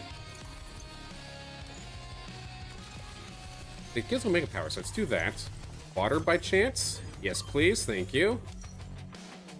Give that to you. Let's get to the next level. Let's pick up that Rifter. Okay, so for the time being, for this fight in particular up against Dr. Spoon, I'm just going to put in a Flish just to get my Ranger the 2 Scion buff now. Absolutely, no problem, Hector. The damage from the Flish is going to be negligible, but I mean, it's better than nothing. Keeping an eye on my dash up in the very, very top. It's looking like it's hanging on by a thread, getting a couple of these last little eliminations. Just watch out for the AoE. That's where things get scary. The Emberling Rod can absolutely shred you when you're not thinking about it, when you're clumped up like this. A fight looks like it's looking good for you. And what a beautiful taunt from that Gyaradulo, actually. To get that off before it does end up going down, stopping my dash from actually getting one more cast off, which would have healed it and probably put some pressure onto the backline. Good work there, little Gyaradulo. Okay, now we're level 8, so we can actually make some roll. We also have Scarabok. Wait, this is painful. I have a lesser Grocko. I do not like that. Do not like that one bit. But it's water, so it's like I'm kind of needing it for synergy. I guess we're kind of... I guess I could have swapped it because it's not a threshold, but we're up against the bot. I think we're going to be fine versus this. But I definitely need to think about it before my next battle with a real person. Okay, what's the Umber situation look like? It's one thing I never checked. Soda does have one as a part of their team, it looks like. How heavy are they into it? They have the rake, but that's about it, so it's probably a good thing that I'm rolling now. I'm sure it's probably a scenario where if the Umber shows up, they're going to be more than happy to take it. But they're not necessarily looking for it, if that makes sense.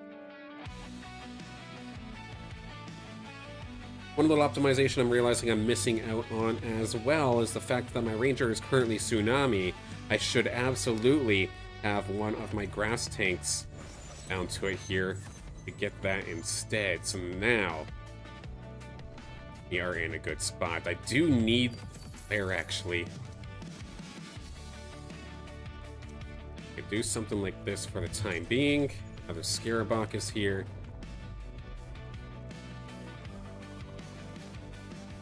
Have an ebb. Multiple ebbs actually here in the shop we can pick up.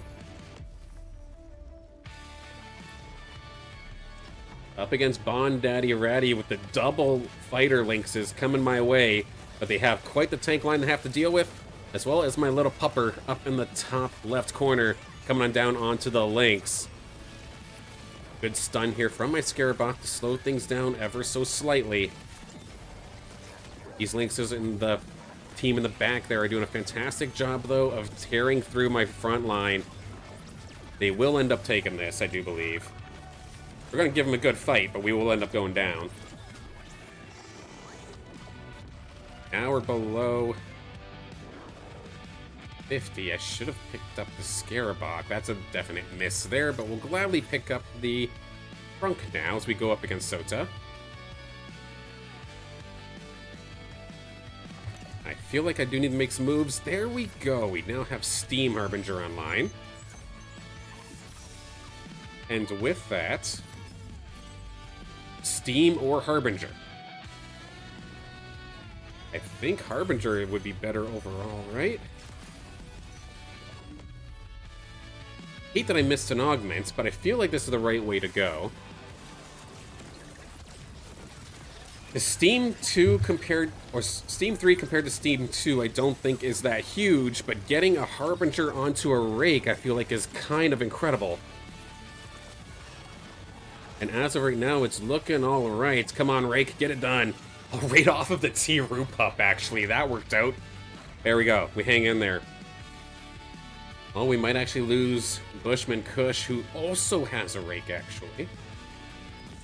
All right, Ripterus, welcome.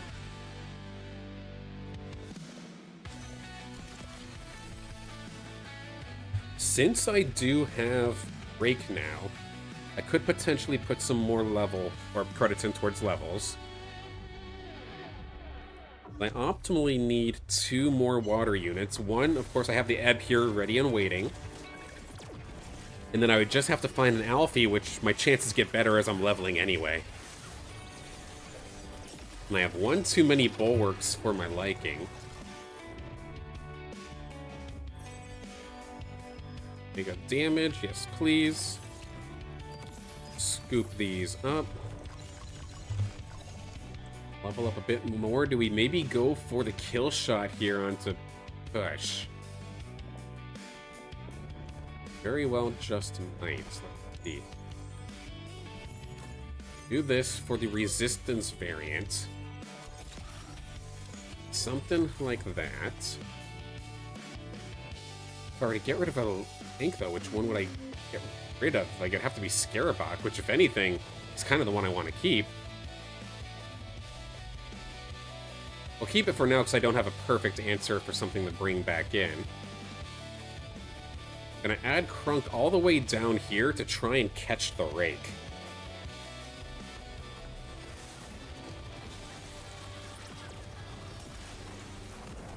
Also cut the Penguin as well. A good little blind is really slowing that Penguin down. You're not going to be able to utilize that Steam buff at all, which means we are going to clean through this squad quite nicely. And that is the elimination there onto Bushman Kush. GG. Stinky Pinky also having a bit of a hard time here as well. We've seen the past couple of games where they won, relying heavily on the Penguin to get the job done, but I imagine Sota is contesting, absolutely doing so. So those two fighting at it with each other. Kind of slowing each other down a little bit, and it's putting Stinky Pinky into a bit of a rough spot now within kill shot, and it's going to be up to me to take him out, it looks like. We'll get the attack speed over time. Let's get another level in. Can we find Alfie? We do. Okay, so Scarabok, come back. Eat Water is now online.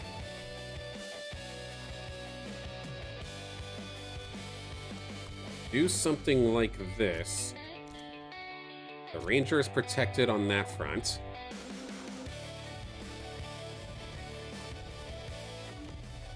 And honestly, Scarabok, I think I'm gonna just sell you off, unfortunately. Same here with the Riptor. Let's keep ourselves at max income.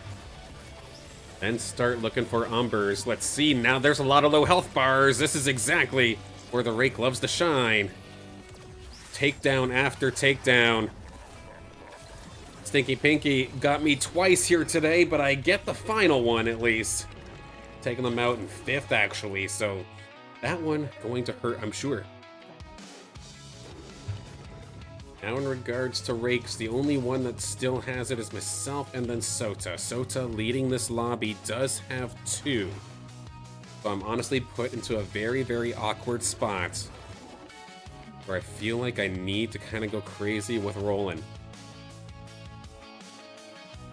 Because the Umber is 100% my win condition.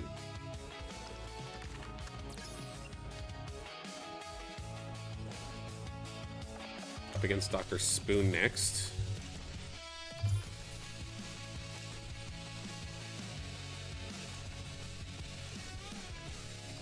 Alfie will gladly take Alfie.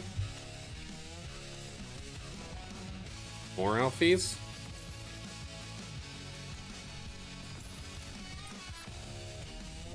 Getting so many ebbs, and trust me, that's taunting me.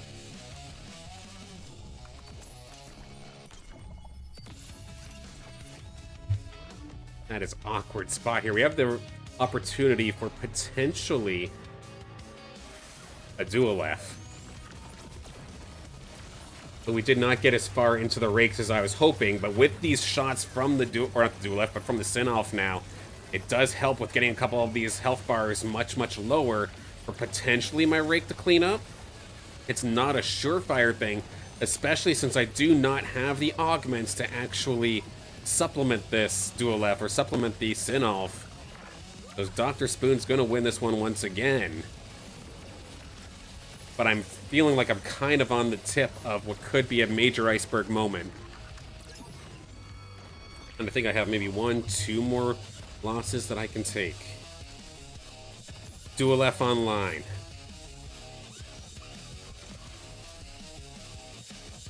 Okay. Join the corner. Bring Blood with you alongside Crunk. Y'all are the slowest moving, so you're not likely to really move on me.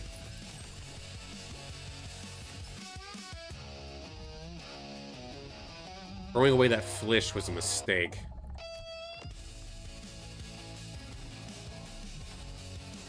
I could have potentially went for Steam Invoker, but by throwing that out, I do kind of miss out on that opportunity. Can we keep Dual F alive? Again, very little to no augments, but we do have plenty of firepower. But we don't have enough to actually deal with the damn penguin. It's going to run us down. Kind of poised here for what looks like a 4th place finish. All out of juice, and with the rake being contested, my big win piece, or my big win condition, kind of being out of range here. We do have a PvE round out here at least, so I thankfully at least do have one more opportunity. But even then, I have to essentially play perfect from here moving on out. And it will be tough.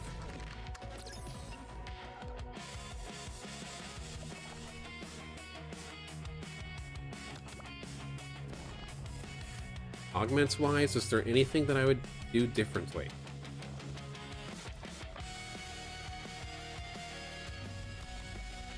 The only thing that I don't personally like right now is the fact that Riptor's kind of holding this, but I don't necessarily have a great option to put it on something else.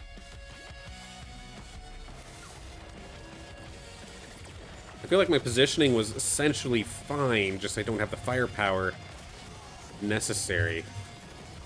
Energy, potentially? No, we got support. Okay. I'm gonna take the Void Reactor because I want to throw that onto Sinolf. Let's go and bring this over to Sinolf as well. Energy Piercing, let's do that. Attack damage, just send it on over to, I don't know, Crunk. Where are the dashes? Can we get one? Potentially one more. It's not looking like it. We will get skunked. I will squeak one final one in after this. We're looking like we're at a 11:45 finish. I'll do one final one. I mean, my dual F's in a pretty decent spot, and at least we got the immunity now here to try and stay alive through any sort of interruption. Good shot from dual F off the rip. Get some Untargetability coming out here from the dash, potentially. Scooping on through. And perfect, the stuns aren't doing nothing. Some good shots. Rake, can you keep cleaning them up here with the Sinolf? Or not the Sinolf, with the Duolef. Yes, we can. So I can hold off Dr. Spoon. And not much else. Sota potentially could put me in for a world of hurts here. Of course, look at this Death Pangu. This is my sleep paralysis demon. I know it's not alone either. Pretty much all of these Illuvials are all leveled up to 50 or higher. And maxed out on stats for the most part. So Sota Squad, I think there's a reason why Illuva rank had them in the top 5, I believe, in terms of total collection. Or total collection power. I'm gonna try and line up the Rake here with their Quinks or with their Gazatap, whichever one that is. The Quinks, it looks like. And let's see if maybe we can hold the line through this one. It's not going to be very likely, though. I don't see a world where we actually survive this.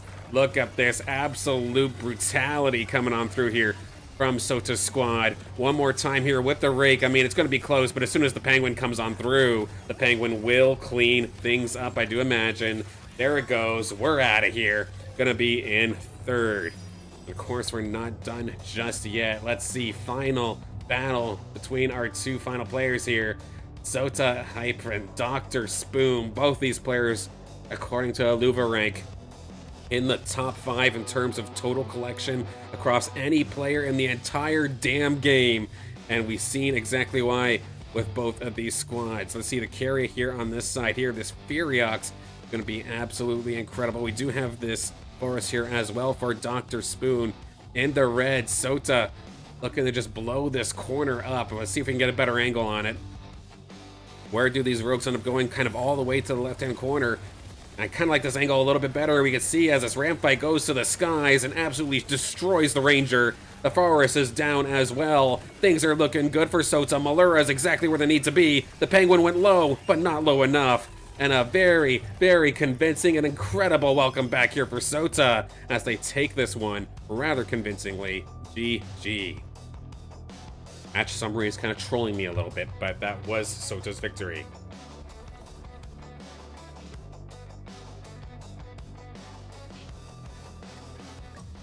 One more time. Let's do this. I'm going to start this up pretty quickly, though, because I don't want to go too far over time. So I will count down from 5. Make sure that you go when I say 5 due to the delay on the stream. So, or not on the stream, but the natural delay that Twitch and YouTube have. So let's get into the swing of things one more time here today. 5, 4, 3, 2, 1. Let's do it.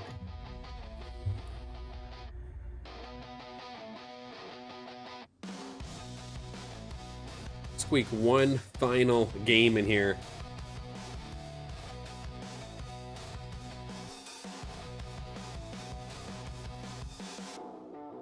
I mean, we're climbing a little bit, but it is so much harder now.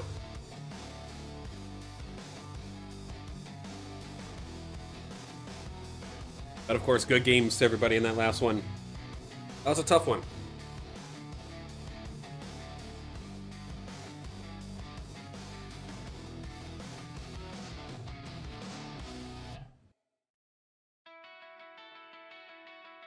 Yeah, I just won't do an Illuvium cooldown, or Illuvium 0 cooldown at the end of stream today so that I'm not too far over time. The amount of XP is really nice now, eh? It's... I'm sure it would have been a lot more valuable months ago when, like, IPL was going on and whatnot, but better late than never, and it is so nice. Like, I can just keep practicing with my teams and still feel progression. Like, say, for instance, in that last game, if I can maybe squeak into my team planner real fast. I'm gonna barely get denied, I think. Oh, I might not be able to change because of migration. But the, my dash, it was only a level 17, it was only a little guy. However, I didn't mind him being out on the field for that long, even if I know in game, it's probably hurting that it's just a dash out there. But knowing that I was able to level him up a bunch today, it's a nice little bit of progression, and I'm very, very happy for that. Do we have a full lobby?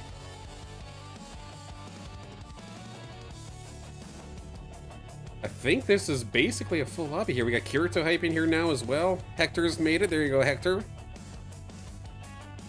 Rizera's here as well.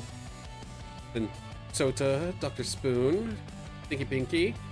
And then Godsent, I believe, is an actual player as well.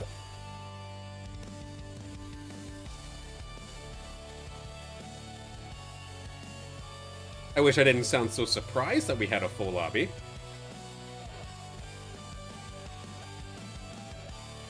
I think Fox Spirit did the calculations on exactly how much experience or how it's calculated in the Discord somewhere, but I cannot remember for the life of me. It was something along the lines of Illuvium being on there for so many rounds with eliminations or something along those lines. I can't remember exactly how it's calculated, but I don't think it's a fixed amount per game, if that makes sense. Like, the longer you stay in, the more that you'll end up getting. Your finishing position might matter. How long each individual alluvial was on the battleground and that kind of stuff.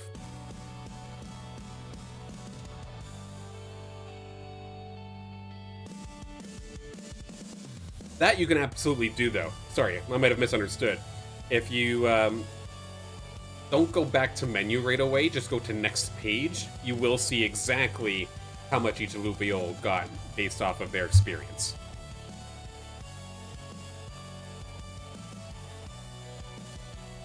Okay, there we go. That is a full lobby. You just gotta get Godsent to connect here, it looks like. Hopefully that won't take too long, but otherwise all is good. Yes, good luck, have fun, everybody.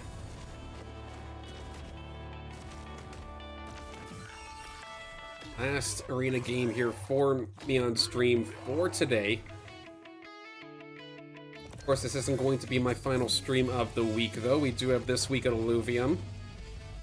It's going to happen on Wednesday. And because I imagine this week in Illuvium this week is going to be rather slow, if we finish early, maybe we'll sneak in another round or two of arena. Because I can see, like, once I go through the ecosystem and whatnot and through all the news, kind of like last week where we had about an hour or so to kill afterwards. I'm not going to end the stream directly after this week in Illuvium. I'll play a round or two.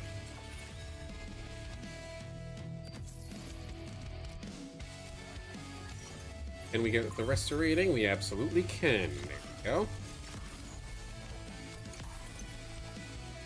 Up against Stinky Pinky to start things off with. How's that little eye looking? It is looking rather fine. My goodness. Big time damage. Big time damage all across the board.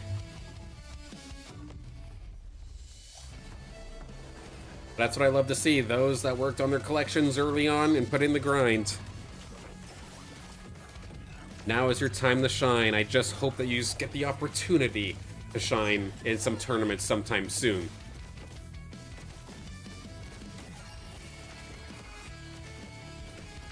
Well, we actually kept this one pretty honest. Okay, Atlas. Good hold. Here we go, Greco.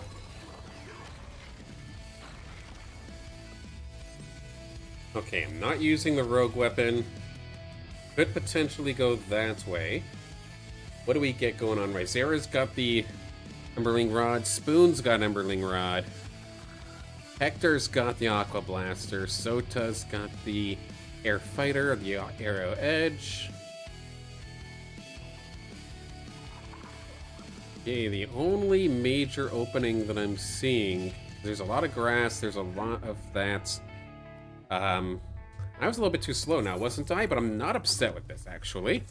I was thinking of actually going for the Earth Buckler, but I took way too long, so it gave me the weapon, of course, on the far, far left, which ended up being the Empath Staff there. But I can still make this work. And to be honest, my game plan for it doesn't necessarily change too much. Would have had a third bulwark there for this fight, though, which probably would have helped a little bit. But nope, Hector's Flish is going to finish me off here in a second.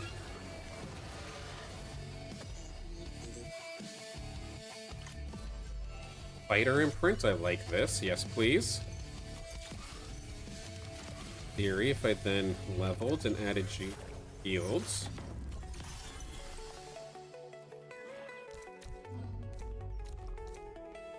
Thing like this, where Zera's up next here. Take a look at some of their squad.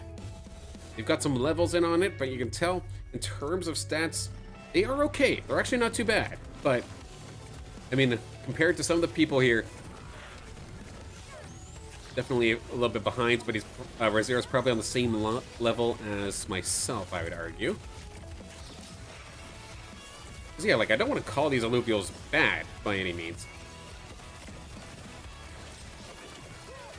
But when I'm looking at Sota, Kirito's, Spoons, Pinkies, Hector's squad, it's definitely a drastic difference. Okay, Empath Lynx is here. Do something along these lines where the Virtuous Lynx ends up kind of being a pseudo-tank of sorts.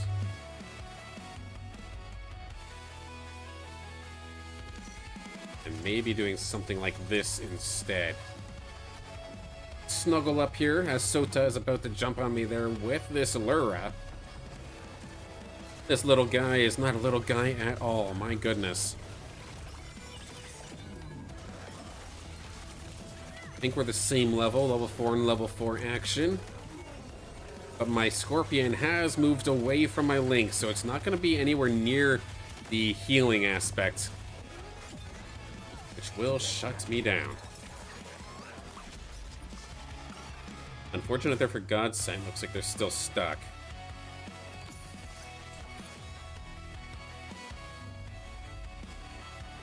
Maybe I just do this for now until I can truly, I guess, capitalize on having an actual carry of sorts. Toxic Aegis is here, but it's not actually online yet. I still need Kira Blue. I still need Archie. Still lots of pieces missing here.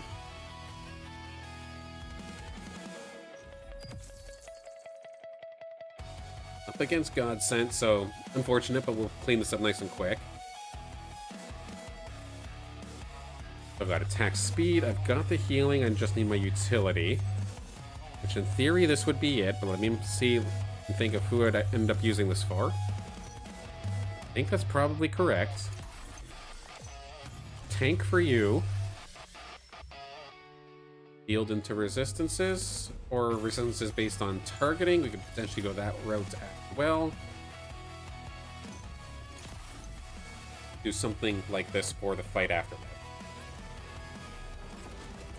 Getting close to that maxed out threshold for income. Then I can look to maybe secure my tier 1 front line.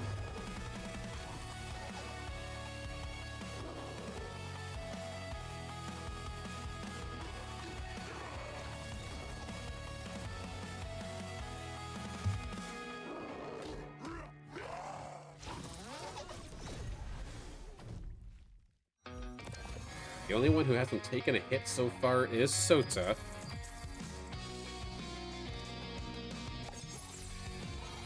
Wish I could say I was surprised.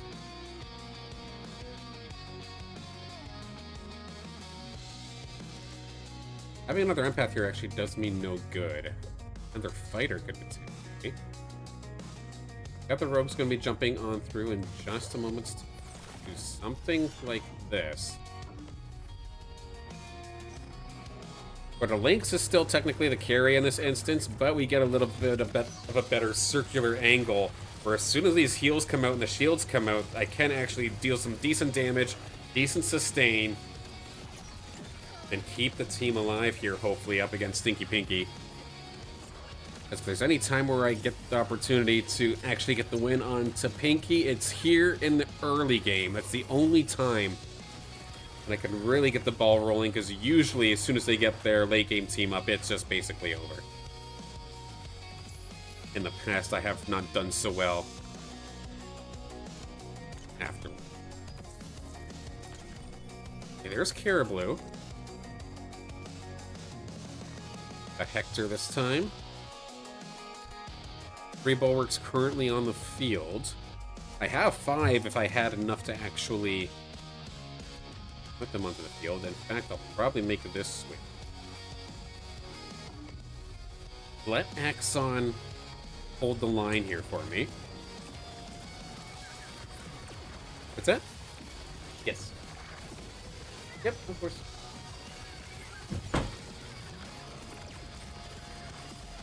Getting confirmation again.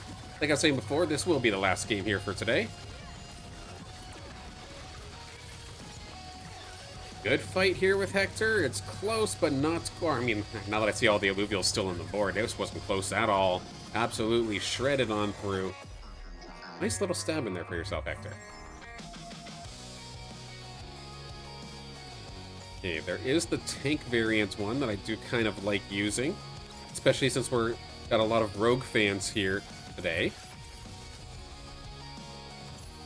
Let's see, can we score our links potentially? No, we missed all of them. What is going on here? Should have done that look earlier, but actually there is no other Lynxes on the board. Oh, never mind, Kirito has one. Oh, that's why it's so damn hard. Well, shoot, that was a rough roll then. I mean, I'm looking for Archies anyway, so I would have probably still made the same play. But definitely hurts seeing so many Lynxes off the board. In fact, it's probably not worth to even chase that anymore, so I'll sell that off. What about Kiradulo? Rosera's got the one.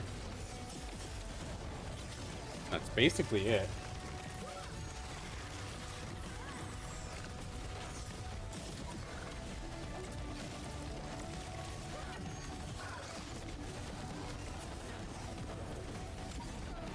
Nice little pickup there for Rosera to have the Invokers already online. That's Sephoris there. Definitely doing some work. Okay, board. Or the Resistances. Go for the Resistances. Riptor. What's Riptor looking like? Hector has one. Can we level up to 6, but then I need to find another Caribou. I'll take the other Atlas, but it's not what I'm looking for.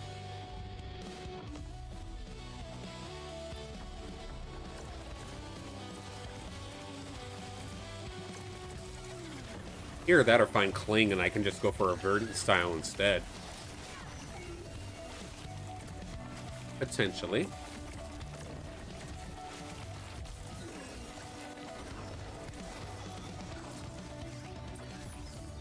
Break Augment, we'll definitely take that. Let's do the percent health one. Because even if you throw that onto a support, it at least shows some sort of effectiveness. But for the time being, we'll go bang, bang. Oh,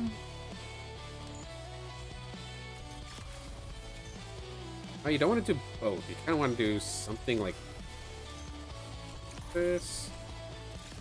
Potentially like that. This one's going to be based on starting energy. Sure, let's try that for now. Hey, now that the Archos is here, Aegis can become a thing. I'm again looking for that Caribou. Gonna find the Kling first, actually.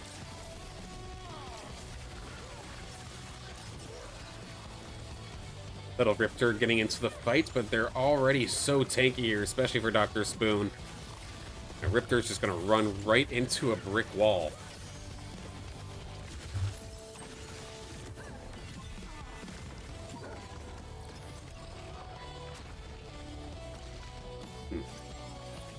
The evasive, sure, we'll take that for now. Okay, Lynx, thank you for your service. Let's get Archos in here.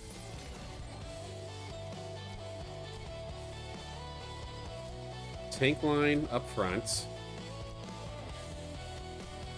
We do then have Bang.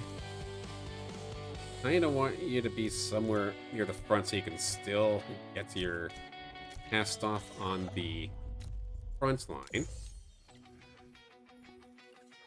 Definitely need a secondary carry of sorts right now, because this does not make a lick of sense. One Caribou, maybe snag Alfie. Riptor just barely too late, unfortunately. We'll have them for the next round, so we'll at least have Toxic Aegis online then. But Kirito is going to shut me down without question this time.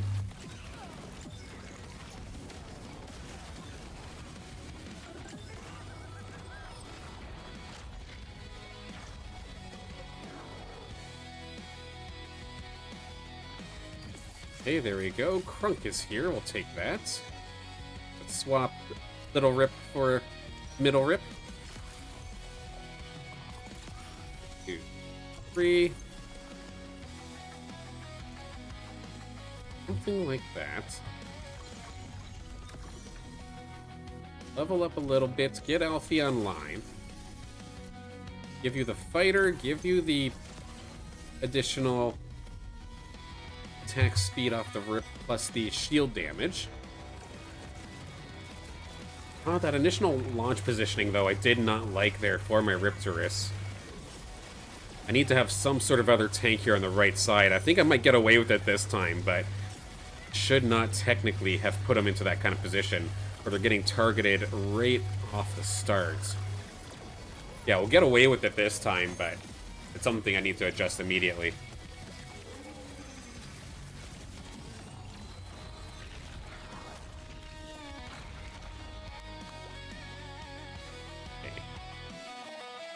What if I did something... And I'm kind of keeping myself away from my tanks if I end up doing this, but we can give it a try.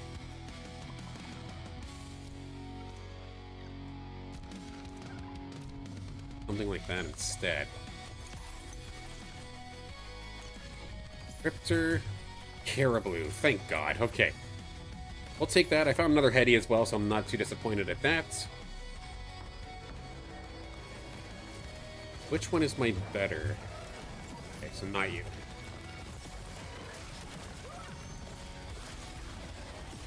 And even still, my Riptor got chewed away through big time, but I was focusing on other things, did not quite see exactly what happened to it. Pinky gonna put me in for a world of hurt, and this is kind of what I was expecting. Now that we've actually got a lobby full of, not only just a lobby full of players, but we've got a lobby full of very, very strong players at that. I am getting absolutely pummeled. But I'm not complaining, I'm happy about that. Okay, if I were to look for Riptorus, I'm the only one other than Hector. Hector currently has how many? Okay, they've basically got the fully evolved Berserker themselves, eh? That definitely hurts. I'm shut down in that regard. Kirito with the Crunk. How far along are they? Again, they only have the one other Heady. So, I mean, I'm glad I took a look at that before actually starting to roll, because I would have absolutely gotten cooked. Kill value, no. Attack speed, sure. Let's just go for the attack speed. Let's get some damage, because I need to hit hard and rather quickly. Do something like that. Make you a fighter temporarily. Give you this energy. Let's see. Scion. Let's get Scion, actually. So that's my Alfie can hit a little bit harder. And then I'm going to level twice extremely quickly. Ador, come on through. Something along these lines.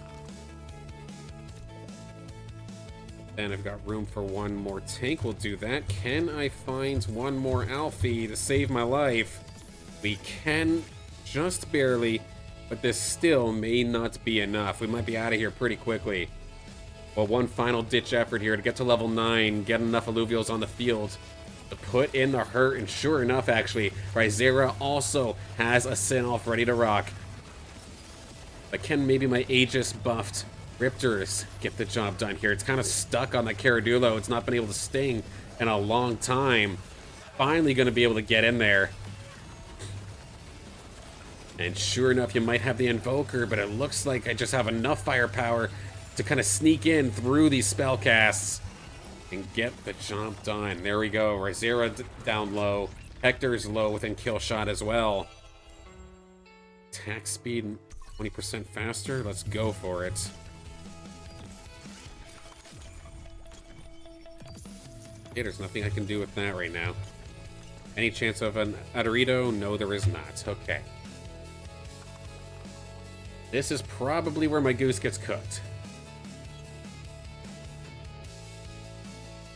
I mean, the shot's pretty good, and I would imagine that the Fernite shot is going to go towards my Adorito, which means Sin-Off would be fine.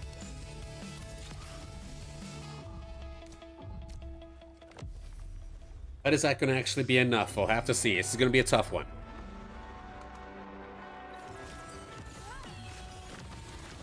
Vulnerability off the start's not going to do me any favors, but here comes the shot. A pretty good shot, actually, into the back line. But they've got the sustain. It's Verdant as well. It's Verdant Harbinger, actually, coming out here from Dr. Spoon. And it's allowing that Furiox to go absolutely berserk. They have the Adorito here for some additional backup as well. Look at this team. Yes, it's taking damage. Yes, it's getting bursted. And even my Sin-Off isn't getting stunned at all. But between every single spell cast, they are able to over and over and over again top each other off and stay nice and healthy. Even the little Archie getting involved. We will be out of here. And for the first time in what feels like months, I'm going to see a red number next to my rating here after a game. We get absolutely cooked out of here in 6th place. But we're not quite done just yet. Of course, 5 more players still in this one, including Hector versus Sota. Hector is on the bubble, looking to hang on. Sota looking for the kill shot. Sota currently, it's Rogues, it's Sota, it's Rogues. Of course it is. Going to be up against Hector here on the green side. Doesn't necessarily have the 5 Scions, does have 4. But you do got Tsunami, you do have 8 Water, you got a little bit of Toxic. And you do even have the Rip Lance, but it has no damage. It only has the Restorating Impact Reactor for a little bit of sustain, but you can't sustain if you're just dead anyway. Let's see how it goes. The Stabbin coming out here from Sota is doing so much work alongside that ramp fight, and it will knock Hector out of here in 5th place. Hop on over to our battle between the top 2. Kirito versus Dr. Spoon could be a potential heads-up battle between these two later on as this one gets on through. Dr. Spoon, we've seen this impenetrable backline with so much support available. Even the Goliath is here to try and help, but there's just too much damage here on the green side.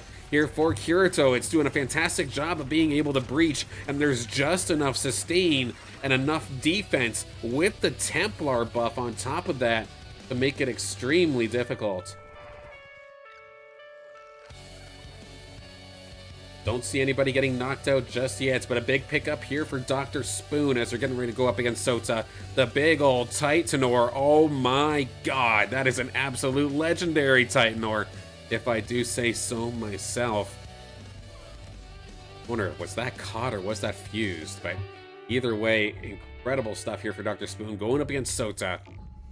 Does have the Malura available, this perfect Malura to lead the charge, but the Titanor is there to try and catch it. Let's see how it goes. Everybody piling on into that Titanor, but the Titanor is holding strong for at least a little while. Finally, just being chunked down to half, but here comes the Verdant. It's going to heal everybody up. That Furiox is already totally machine gun style, doing a fantastic job. And look at this, they just jumped into a brick wall. Sota looks mortal here up against Dr. Spoon this time.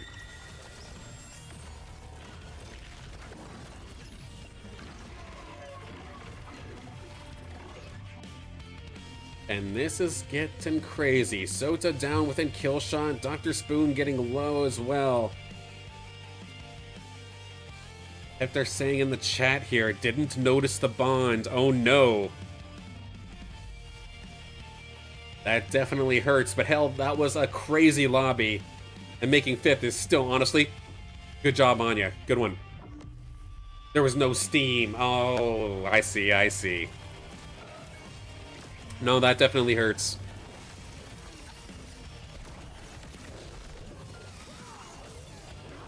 So this verdant nature Templar kind of style coming out here from Kirito is currently what's leading this lobby and potentially going to get the kill shot here onto Sota, unless Sota can find the answer right here, right now. Credits wise, there is a decent amount in the bank to try and play with here for Sota. Stinky Pinky is absolutely rich, my goodness, over 100 available. Big Scoriox pick up here for Dr. Spoon in the other battle.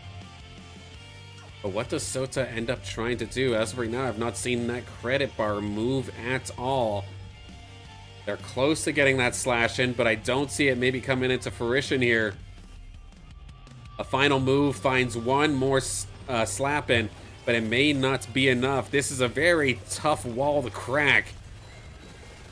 Coming out here from Kirito. Ramfight's going to try its damnedest, though. That was a very, very nice shot there from Ramfight. And to be fair, it did chunk down quite a bit here. One more shot, it takes him down again. Sota fighting for their life. Ramfight, can you get one more shot in? You absolutely will be able to do so. Slash or stabbing still here alongside Malura.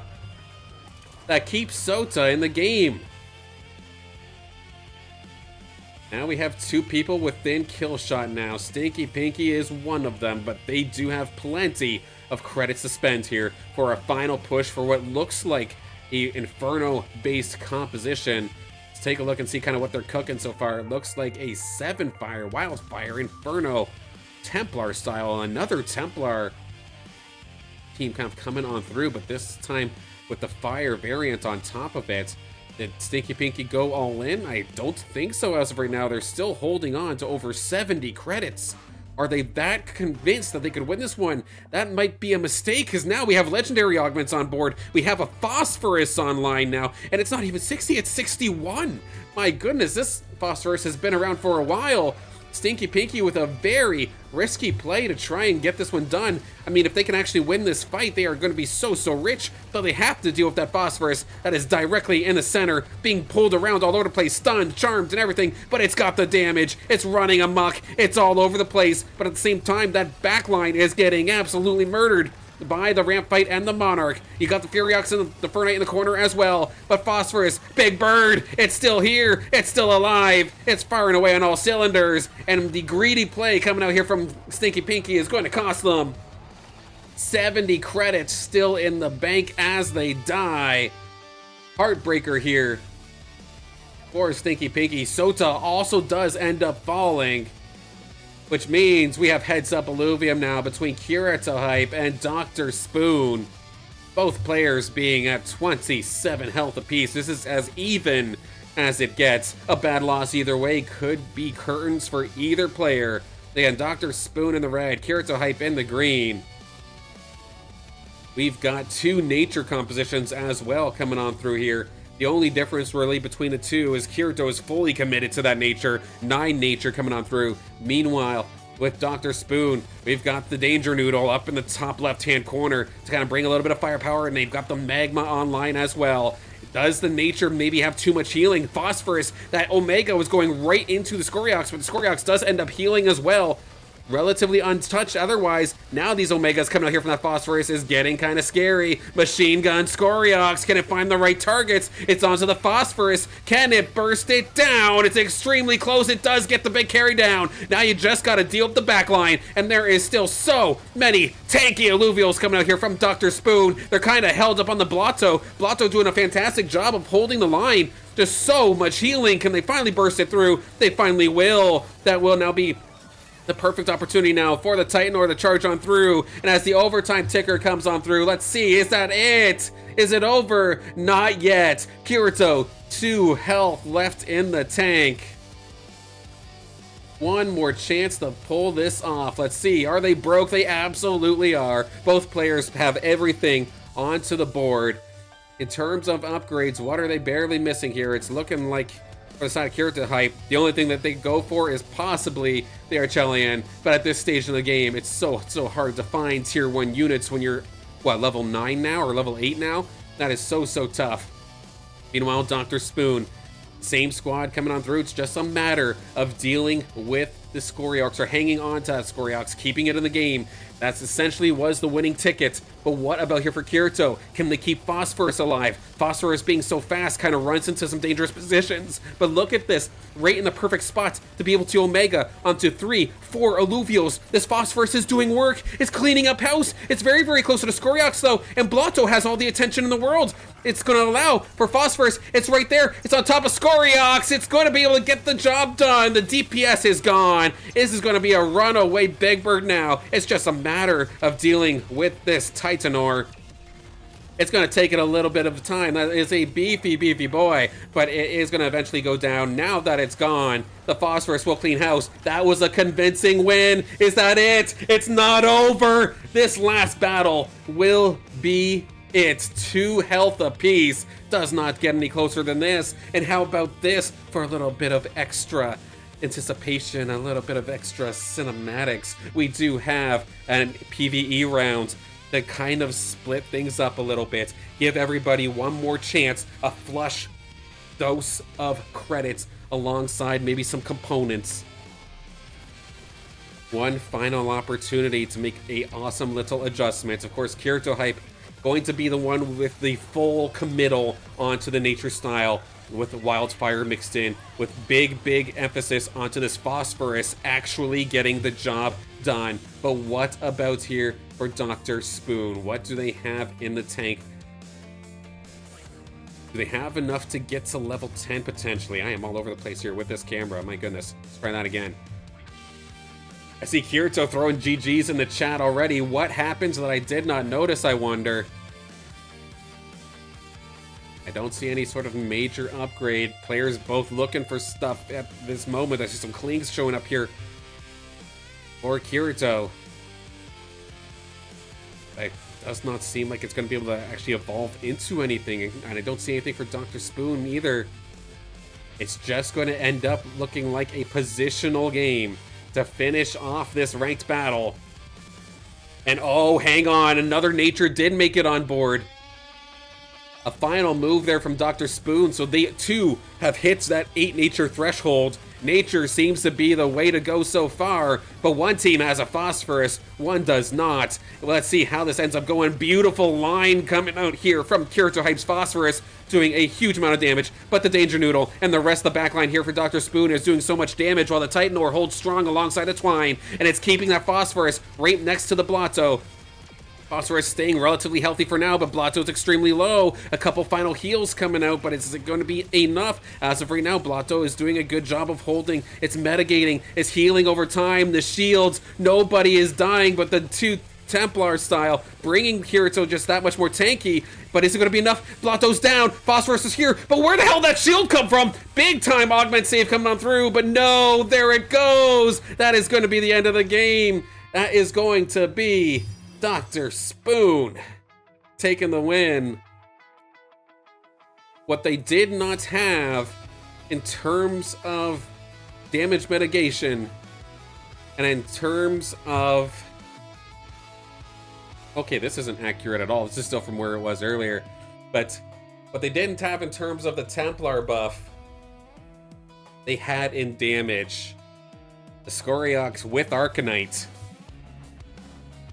doing a fantastic job of just being able to pepper through. And I tell you what, that Blotto held for that Phosphorus for so damn long that I thought that it was going to be enough. And right off the start too, along the right hand side, we saw that Phosphorus. It was getting Omegas on multiple targets over and over and over again. But it could not actually find the killing blows. The Adorito in the back had the sustain necessary to get the job done. They may not have had Templar per se, but at least there was enough healing to keep that one going. And that's what I love to see. That was a great battle, and I want to see more of this. Thanks for giving us a full lobby. Hey, I'm glad it worked out. This wasn't necessarily something I organized, but I'm glad it worked out. It was a heck of a lot of fun, and I don't mind getting my ass kicked if it's going to put on a show. or let you guys essentially put on the show. I'll just talk about it as best as I possibly can. But yeah, that was a lot of fun. It was awesome seeing that close battle. It could not have gotten any closer. 27 health, 2, and then it's interesting that it was 2 nature teams coming on through in that instance. And the last minute push to get to that 8 nature threshold might have been an impact maker, that's for sure. I still can't get over how long that Blotto held for. That was incredible. But yes, good games, everybody. Thank you for playing, and thank you for watching today's stream. It's not going to be the last stream of the week. We do have This Week in Illuvium happening on Wednesday. That's my little news show where I kind of go over any sort of Illuvium announcements. In theory, we should have that risk to earn plus staking town hall.